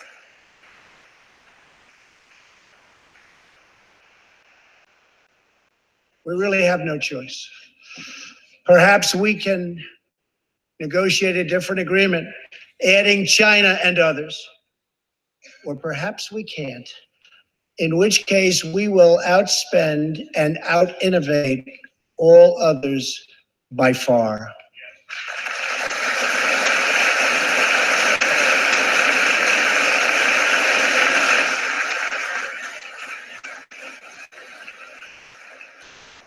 As part of a bold new diplomacy, we continue our historic push for peace on the Korean Peninsula. Our hostages have come home. Nuclear testing has stopped, and there has not been a missile launch in more than 15 months. If I had not been elected president of the United States, we would right now, in my opinion, be in a major war with North Korea.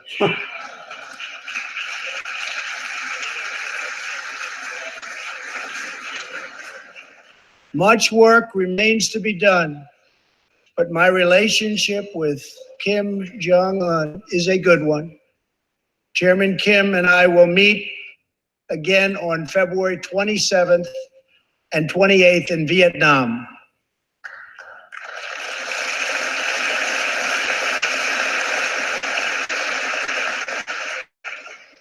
2 weeks ago, the United States officially recognized the legitimate government of Venezuela and its new president, Juan Guaido.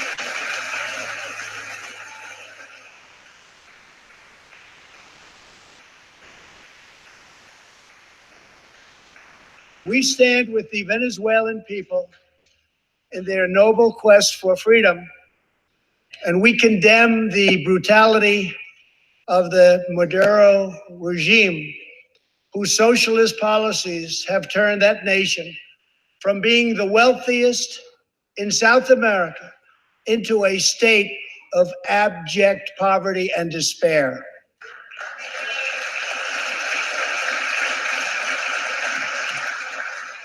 Here in the United States, we are alarmed by the new calls to adopt socialism in our country. America was founded on liberty and independence, and not government coercion, domination, and control. We are born free, and we will stay free.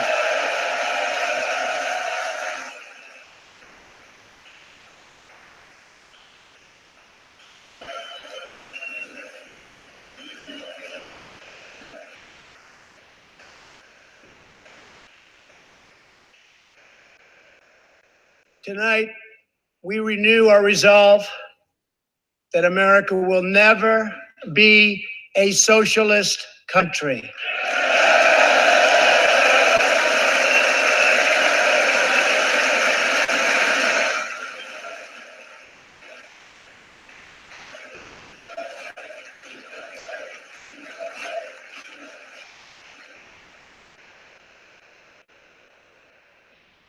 One of the most complex set of challenges we face and have for many years is in the Middle East. Our approach is based on principled realism, not discredited theories that have failed for decades to yield progress. For this reason, my administration recognized the true capital of Israel and proudly opened the American embassy in Jerusalem.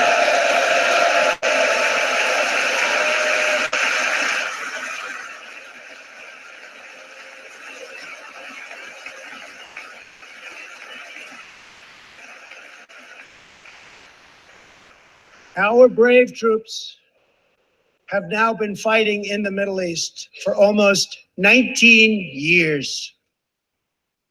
In Afghanistan and Iraq, nearly 7,000 American heroes have given their lives. More than 52,000 Americans have been badly wounded. We have spent more than $7 trillion in fighting wars in the Middle East. As a candidate for president, I loudly pledged a new approach. Great nations do not fight endless wars.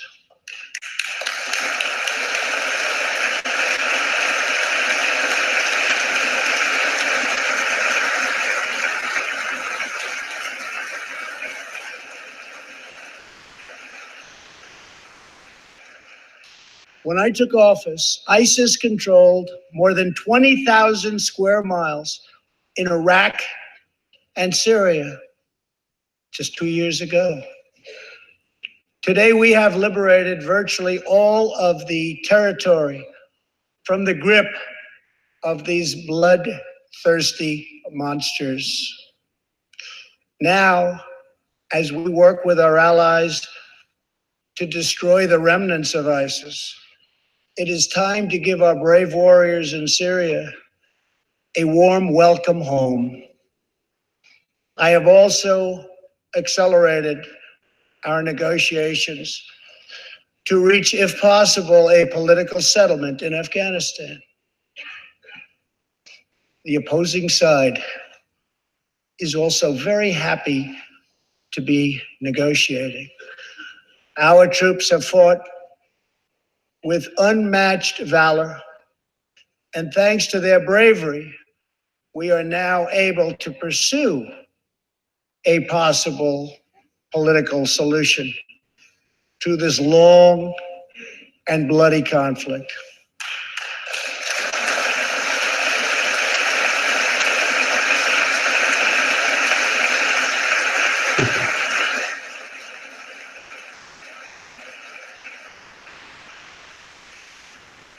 In Afghanistan, my administration is holding constructive talks with a number of Afghan groups, including the Taliban. As we make progress in these negotiations and focus on counterterrorism, and we will indeed focus on counterterrorism. We do not know whether we'll achieve an agreement, but we do know that after 2 decades of war, the hour has come to at least try for peace. And the other side would like to do the same thing. It's time.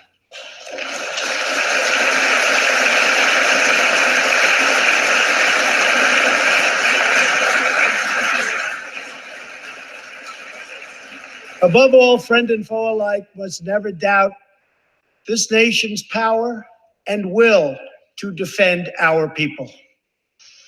18 years ago, violent terrorists attacked the USS Cole, and last month, American forces killed one of the leaders of that attack.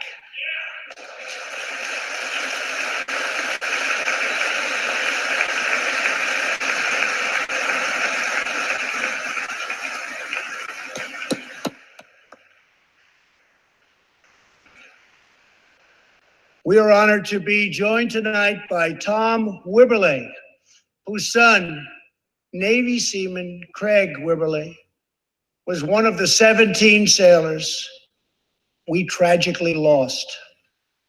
Tom, we vow to always remember the heroes of the USS Cole. Thank you, Tom.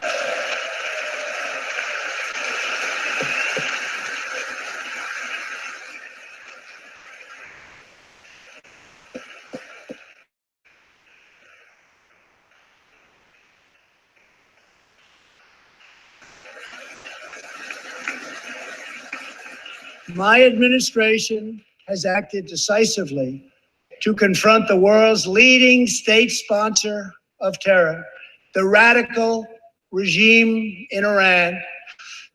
It is a radical regime. They do bad, bad things. To ensure this corrupt dictatorship never acquires nuclear weapons, I withdrew the United States from the disastrous Iran nuclear deal.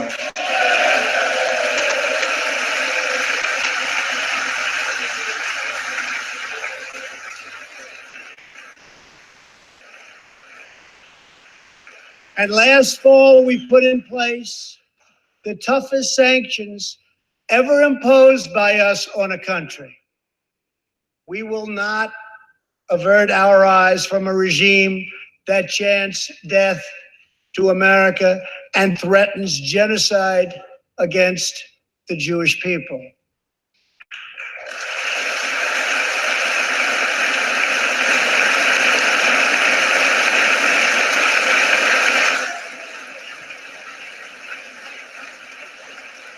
We must never ignore the vile poison of anti-Semitism or those who spread its venomous creed. With one voice, we must confront this hatred anywhere and everywhere it occurs.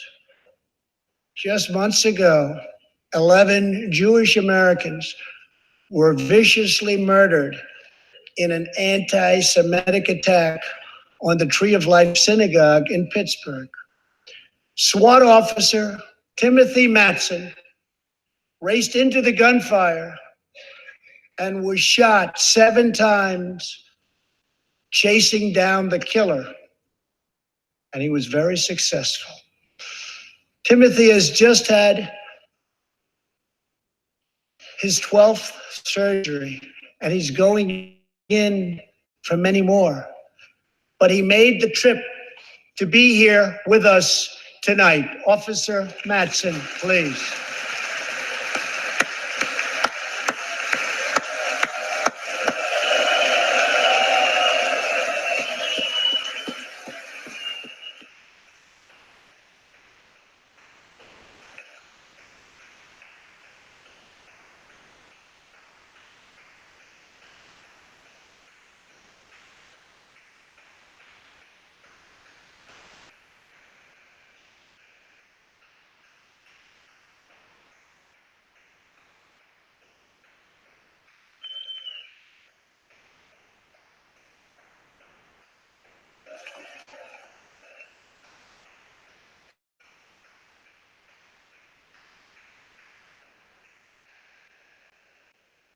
Thank you. We are forever grateful. Thank you very much.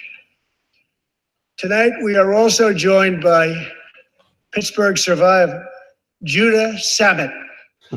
He arrived at the synagogue as the massacre began. But not only did Judah narrowly escape death last fall, more than 7 decades ago, he narrowly survived the Nazi concentration camps. Today is Judah's 81st birthday.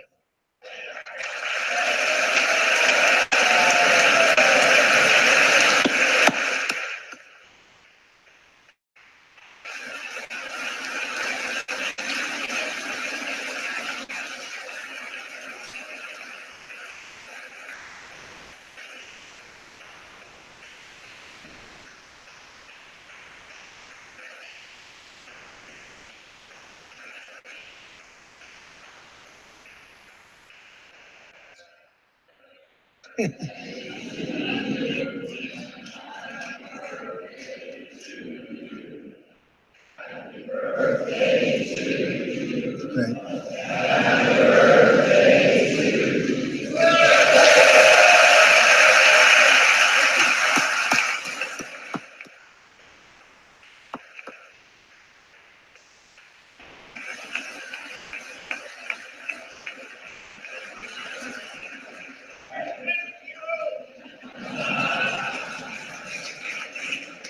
They wouldn't do that for me, Judah.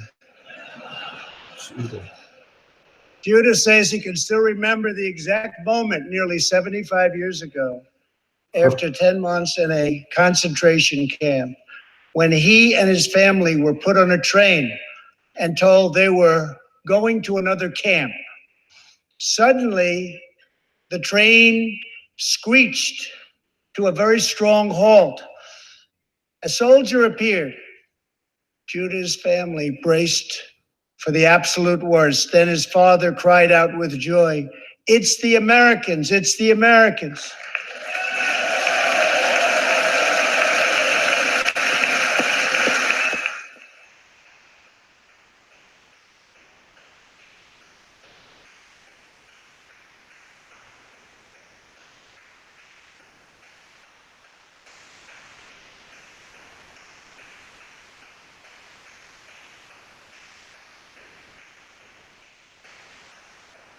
Thank you.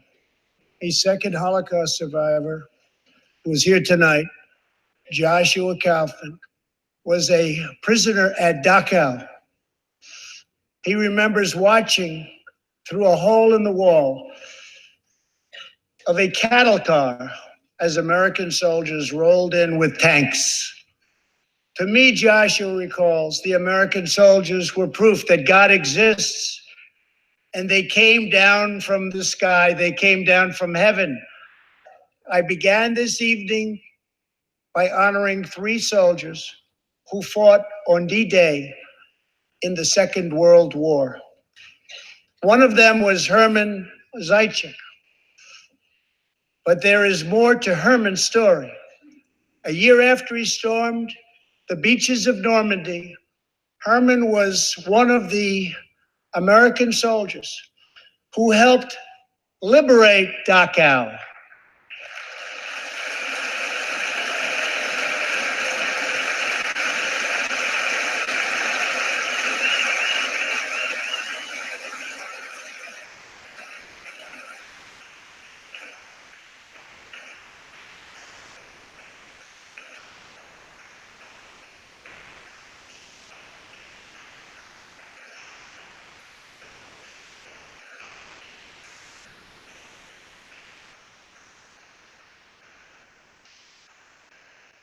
He was one of the Americans who helped rescue Joshua from that hell on earth.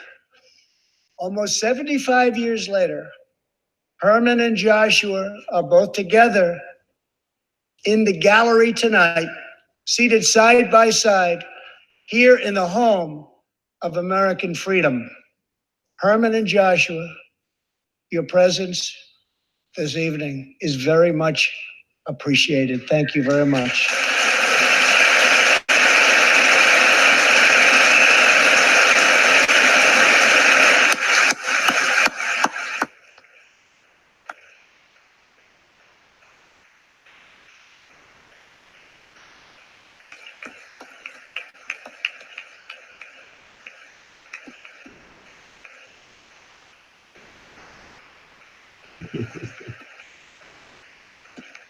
Exactly, Luis. Thank you. When American soldiers set out beneath the dark skies over the English Channel in the early hours of D-Day 1944, they were just young men of 18 and 19 hurtling on fragile landing craft toward the most momentous battle in the history of war. They did not know if they would survive the hour. They did not know if they would grow old, but they knew that America had to prevail. Their cause was this nation and generations yet unborn. Why did they do it? They did it for America. They did it for us. Everything that has come since our triumph over communism, our giant leaps of science and discovery, our unrivaled progress towards equality and justice, all of it is possible thanks to the blood and tears and courage and vision of the Americans who came before. Think of this Capitol. Think of this very chamber where lawmakers before you voted to end slavery, to build the railroads and the highways, and defeat fascism, to secure civil rights, and to face down evil empires. Here tonight, we have legislators from across this magnificent republic. You have come from the rocky shores of Maine and the volcanic peaks of Hawaii, from the snowy woods of Wisconsin and the red deserts of Arizona, from the green farms of Kentucky and the golden beaches of California. Together, we represent the most extraordinary nation in all of history. What will we do with this moment? How will we be remembered? I ask the men and women of this Congress, look at the opportunities before us. Our most thrilling achievements are still ahead. Our most exciting journeys still await. Our biggest victory.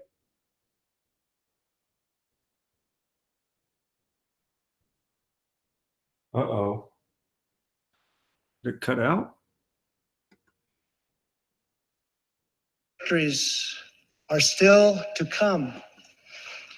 We have not yet begun to dream.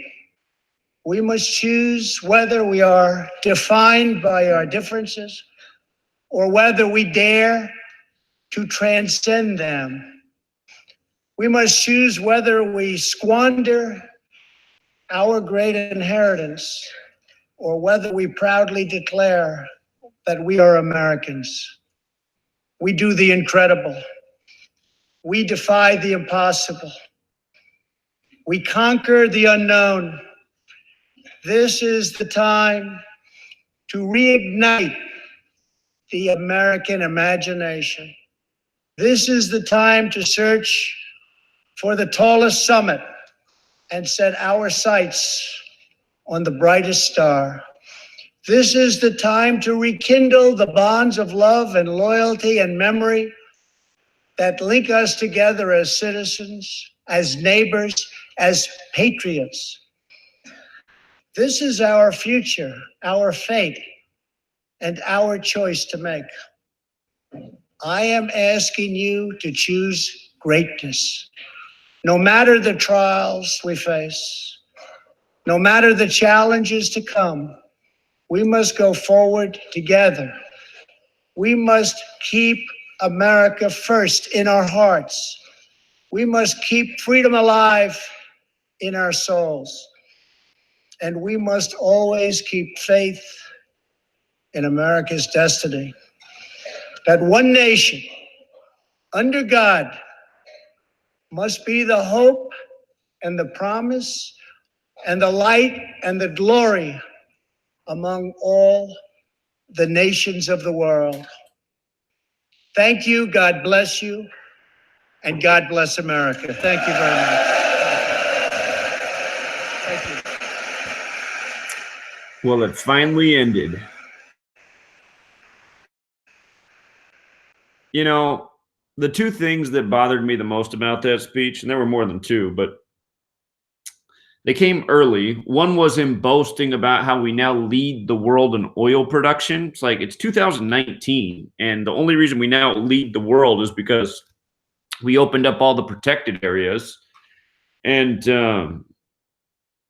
I mean, it's like, it's very clear that the living species of this world are disappearing. So the areas that were protected to save the few species that still remain at this day and age, I mean, they're now getting torn up for oil exploration. And then the other thing is, it's like, what we should be leading the world in is renewable energy and revolutionizing energy. But instead, we're boasting about how we're now the biggest oil producer in the world. So it's like, that's not a good thing. And then what really made me sick was how, he went to the crowd and said, look what I've done for these black people. He had a couple examples which set up, the excuse of, see, I'm not a racist. Now watch me go after the Mexicans, And just before that, how he'd said something about not playing politics. I mean, that move couldn't have been any more political and transparent. And then, he's saying like how we need to end the wars. I mean, yeah, I agree with that, obviously, but we'll see if they end. I highly doubt it. It's 1984. Say one thing, do the next. So the whole thing with all the women wearing white, the solidarity. Interesting how white has that Gematria 25, and here we are on February 5th. His stupidest comment of the night was how we would have been at war with North Korea if he wasn't the president. I mean, give me a break. Give me a break.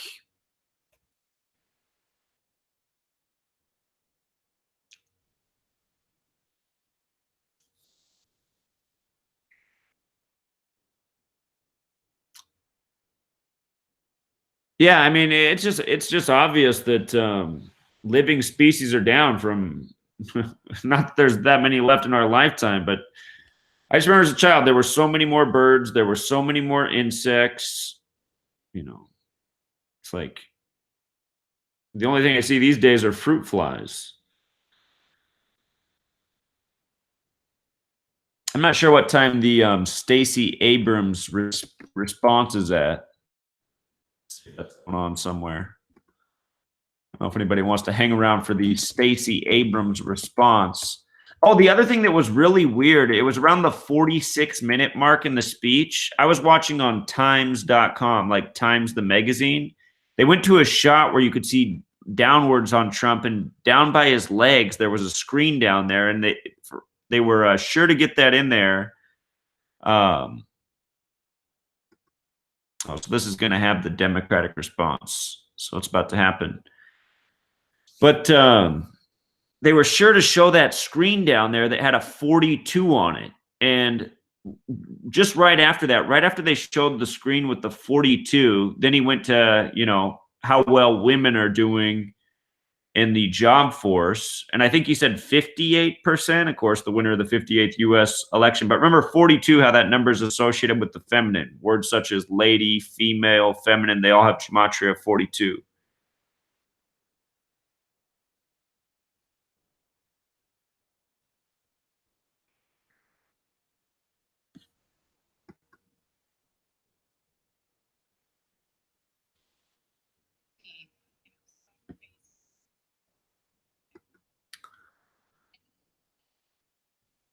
Let's see.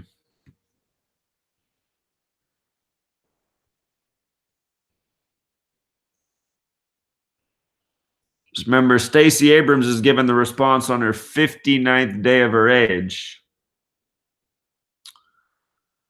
Susan doesn't like her name.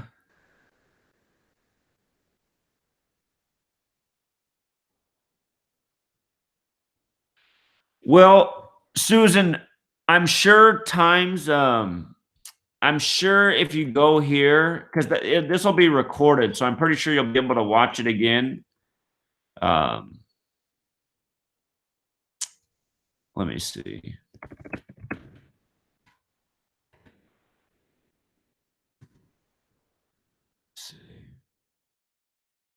So their broadcast right here, times when it's done and it goes back to when you can watch it again, just go to around it was right around the 46-minute mark.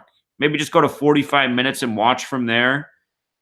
You'll see it because it cuts and it's very clear. They keep it up there for a while. It was real weird. I was like, what in the world? So I'll go back and look at that and see if I noticed anything else about it, but it was definitely strange.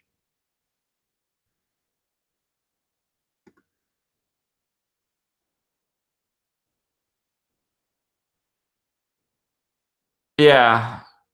Like Mike said, bottom left a Trump blue monitor with 42 on it in white.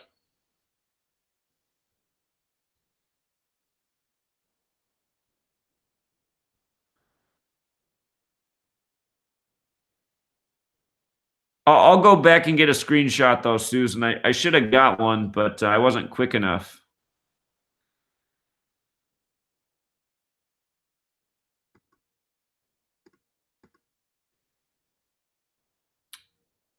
I got to look up what's the longest State of the Union ever. This might have been it.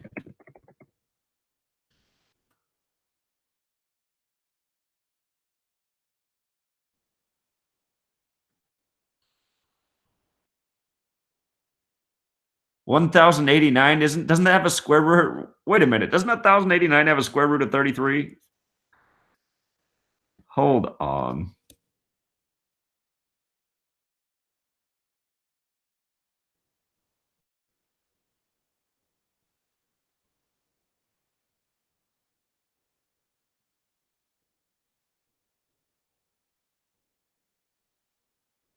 Yeah. 33 times 33. So George Washington has the shortest State of the Union with 1,089 words. Let me just make sure. 33 times 33, 1,089. You think that's an accident? Funny.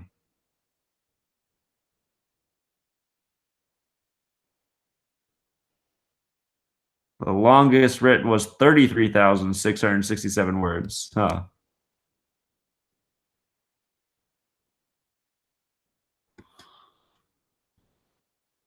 Remember that little factoid right there. One more 33 for the collection.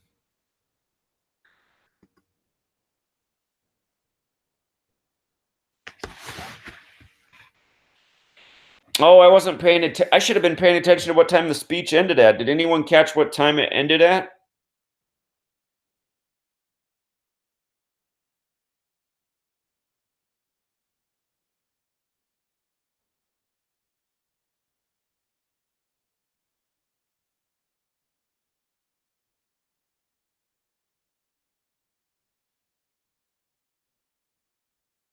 Well, like I said, I favored the Pacers, but it was a tight read to stay away from that game.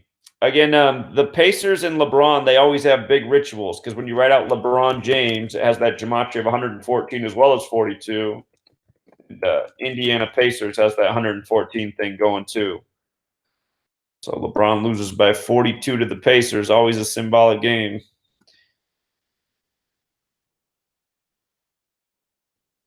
How long do we got to wait for this response?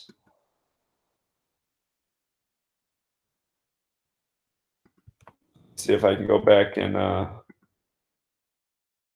pull up the Stacey Abrams gubernatorial race. What? I spelled her name wrong. Is there an E in there?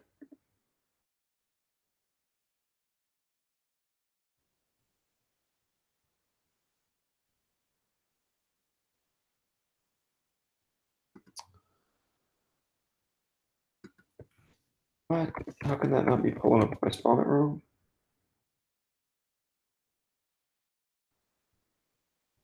Oh, yeah. I forgot about this headline. Sure, speeches. Oh, here it goes.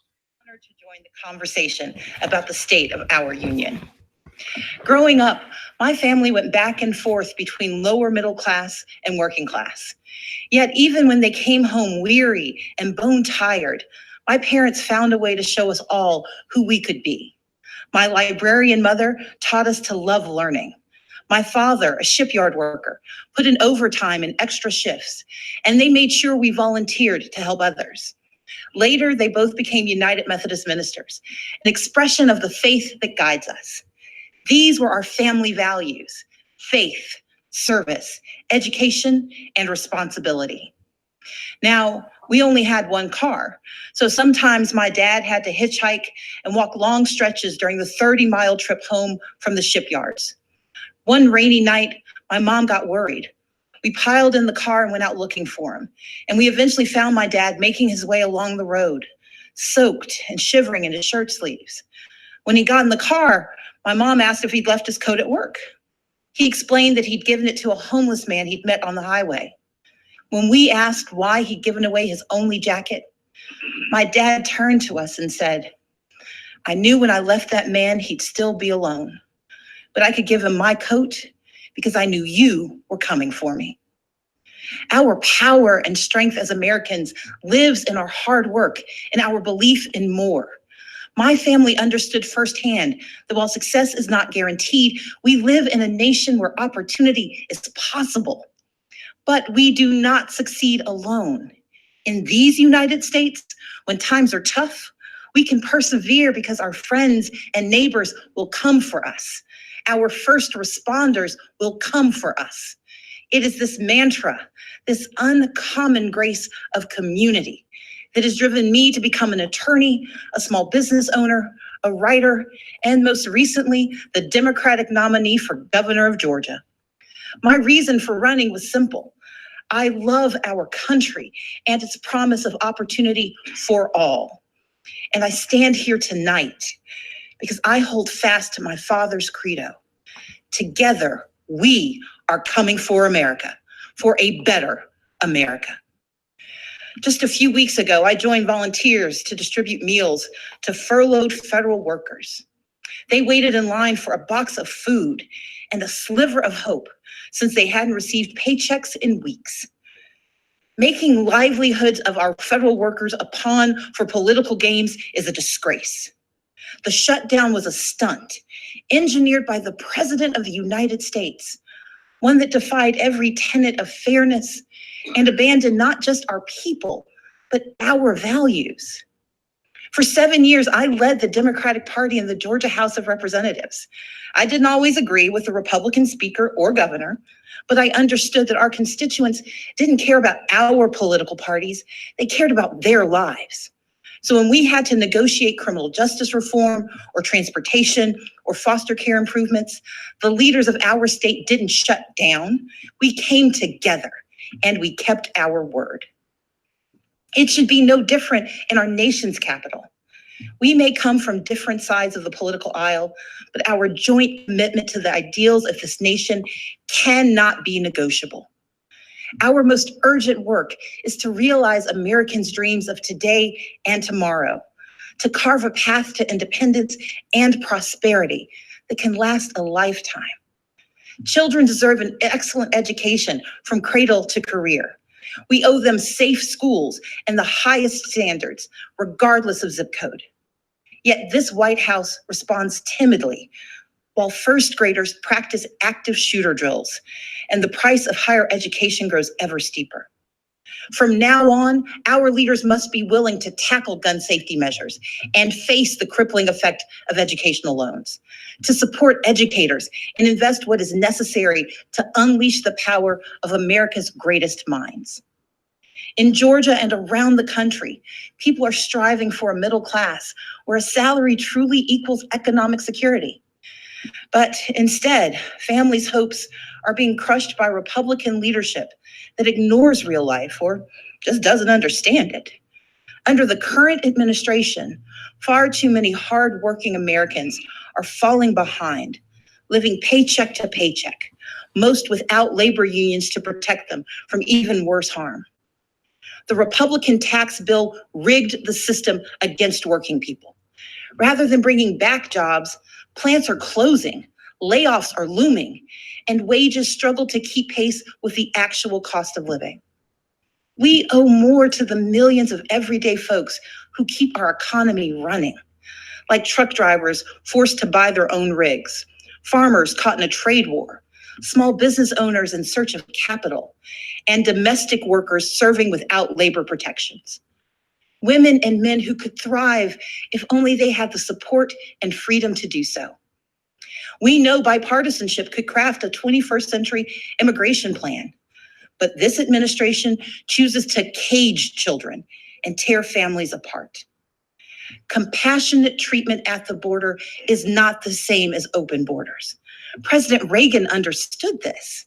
President Obama understood this. Americans understand this. And Democrats stand ready to effectively secure our ports and borders. But we must all embrace that from agriculture to healthcare to entrepreneurship, America is made stronger by the presence of immigrants, not walls. And rather than suing to dismantle the Affordable Care Act, as Republican attorneys general have, our leaders must protect the progress we've made and commit to expanding healthcare and lowering costs for everyone. My father has battled prostate cancer for years. To help cover the cost, I found myself sinking deeper into debt, because while you can defer some payments, you can't defer cancer treatment. In this great nation, Americans are skipping blood pressure pills, forced to choose between buying medicine or paying rent. Maternal mortality rates show that mothers, especially Black mothers, risk death to give birth. And in 14 states, including my home state, where a majority want it, our leaders refuse to expand Medicaid, which could save rural hospitals, save economies, and save lives. We can do so much more. Take action on climate change. Defend individual liberties with fair-minded judges. But none of these ambitions are possible without the bedrock guarantee of our right to vote. Let's be clear. Voter suppression is real. From making it harder to register and stay on the rolls, to moving and closing polling places, to rejecting lawful ballots, we can no longer ignore these threats to democracy. While I acknowledge the results of the 2018 election here in Georgia, I did not, and we cannot, accept efforts to undermine our right to vote. That's why I started a nonpartisan organization called Fair Fight to advocate for voting rights. This is the next battle for our democracy, one where all eligible citizens can have their say about the vision we want for our country. We must reject the cynicism that says allowing every eligible vote to be cast and counted is a power grab. Americans understand that these are the values our brave men and women in uniform and our veterans risk their lives to defend. The foundation of our moral leadership around the globe is free and fair elections, where voters pick their leaders, not where politicians pick their voters. In this time of division and crisis, we must come together and stand for and with one another. America has stumbled time and again on its quest towards justice and equality. But with each generation, we have revisited our fundamental truths, and where we falter, we make amends. We fought Jim Crow with the Civil Rights Act and the Voting Rights Act. Yet we continue to confront racism from our past and in our present, which is why we must hold everyone from the highest offices to our own families accountable for racist words and deeds, and call racism what it is: wrong. America achieved a measure of reproductive justice in Roe v. Wade, but we must never forget it is immoral to allow politicians to harm women and families to advance a political agenda. We affirmed marriage equality, and yet the LGBTQ community remains under attack. So, even as I am very disappointed by the president's approach to our problems, I still don't want him to fail. But we need him to tell the truth and to respect his duties and respect the extraordinary diversity that defines America. Our progress has always been found in the refuge, in the basic instinct of the American experiment, to do right by our people. And with a renewed commitment to social and economic justice, we will create a stronger America together. Because America wins by fighting for our shared values against all enemies, foreign and domestic. That is who we are. And when we do so, never wavering, the state of our union will always be strong. Thank you, and may God bless the United States of America. You've just heard Stacey Abrams, the former gubernatorial candidate in Georgia, give the Democratic response to the State of the Union. I'm joined here. All right. Well, she didn't really respond to too much that he actually talked about. What I find interesting is the date that the North Korea summit set up for. They set it up for February 27th, and that'll be 107 days before Trump's birthday. Military. It's also a date with 48 numerology. Kim Jong-un 48, Donald Trump 48. Just like the last summit, they couldn't have scripted it any better. But yeah, another year of State of the Unions. Very one-sided, always painting such a rosy picture about how great things are in America. Her response was more truthful, I guess, than Trump's. I mean, that is the reality that so many people go through. They got to decide if they want to pay their medical bills and forgo everything else, or that's pretty much the way it is for everybody. I mean, medical expenses are so incredibly high. And I guess actually Trump, he did say that we do need to do something to get medical costs down. I mean, we've heard this rhetoric before. Are they actually going to do something for us or not? And, you know, the big joke in America is most of the drugs that are sold to us by these private pharmaceutical companies, they are researched with our tax dollars. And then our government hands them over to these private companies, and they charge us a fortune for what we researched. So it's kind of like Siri. Is there a Siri somewhere here?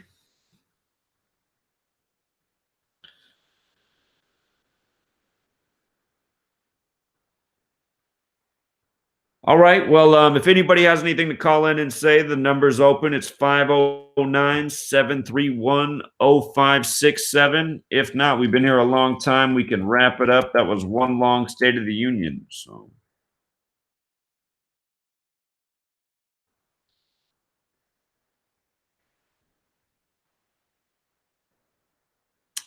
the health effects of 5G, they are concerning, the research that's out there. I think a lot of people are overstating how much worse it's going to be than what we already have. I think a lot of us are already suffering from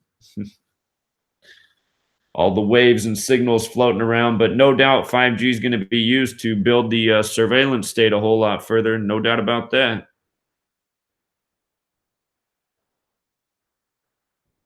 All right, we got a caller from New York.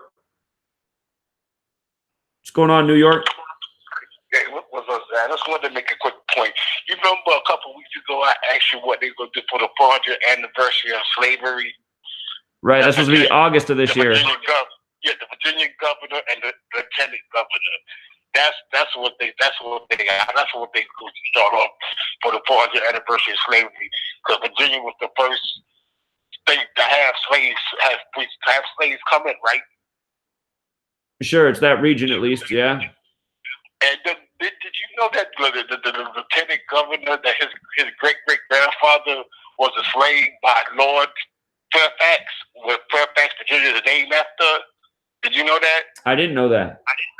Yes, his grandfather was a slave, a free slave by Lord Fairfax, the sixth, I think. So it's all propaganda from the start with. So I thought you would have known that. Yes, so that's how they're gonna start the 4-year anniversary of the slavery thing. Because I remember I asked you that a couple of weeks ago, and you said you don't know. Now we see what they start off with, especially look at what they started in Black History Month, right after Martin Luther King holiday birthday. So right, yeah, good observations. I just wanted to make that point and point that out to you. All right, I appreciate it, friend. And you notice they didn't say anything about the Holocaust and everything of what it is. Say nothing about the 400 years of slavery and the British colonials of Africa. Nothing. They don't say nothing about that. You see that, Zach, right? Of course. Or the Native Americans. They don't say nothing about the Native Americans or the colonialism and the slavery. But the Holocaust, they'll make sure to throw that down your throat. That's the only tragedy they want the world to remember. Okay, so I just wanted to make that point quick before you get off. Appreciate it. You're right on point. Thank you, friend. Okay. All right, have a good night.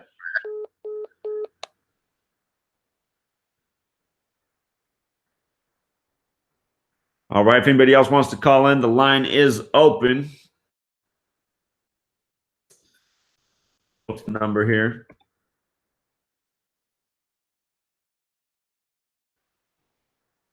I haven't researched that yet for Menti.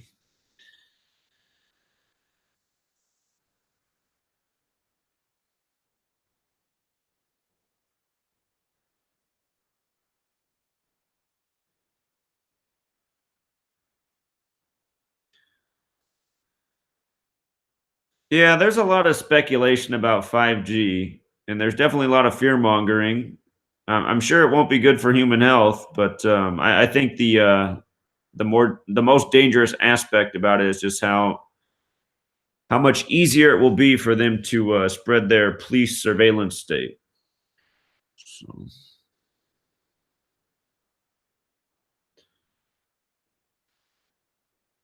All right, you guys. Well, it's been a long broadcast. We've been on for about 3 hours, so we can wrap it up right here. Be back tomorrow at the... Oh, actually, tomorrow's Wednesday. And so I said from now on Wednesdays, I'm going to do the podcast at 1 p.m. in the afternoon because I have the radio show at night. And then the other days of the week will go at 7 p.m. Today we did a little bit different broadcast time because we had the State of the Union. Oh, yeah, I don't doubt that there is for Menti. It's just there hasn't been enough hours in a day lately, so.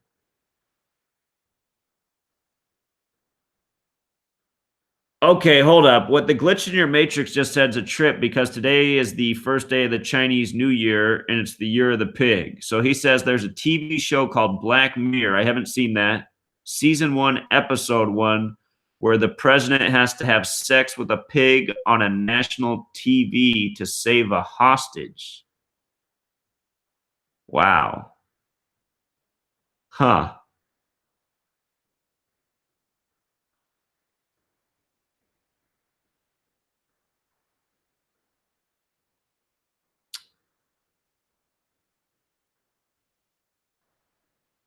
That's the name of the character in this show. I just got to look that up real quick before we go. Rory Kinnear. Oh, he's the actor. Okay. His birthday is February 17th. Huh. All right, I'm going to look into that. I've never seen that show, but that's very interesting.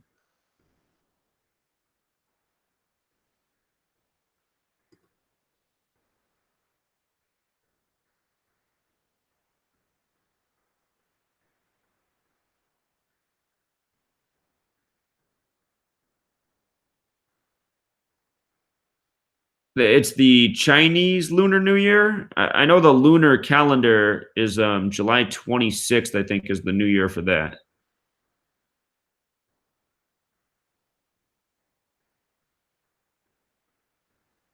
All right, Black Mirror. Black Mirror. I never heard of it before. When did this come out? On Netflix, huh? 2011. Okay, it's been out for a while.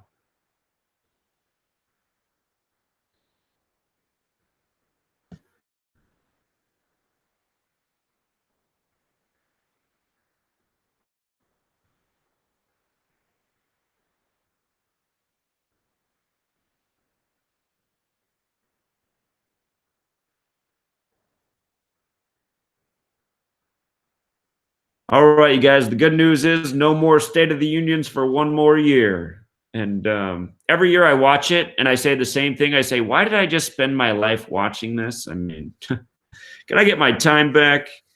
But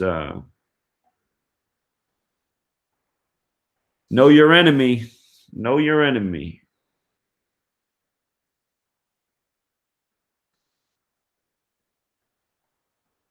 All right, I'll check out that angle too. Thanks, Tommy. Thanks everyone for being here. You guys have a good night. Be back tomorrow. Till next time, Truth Seekers.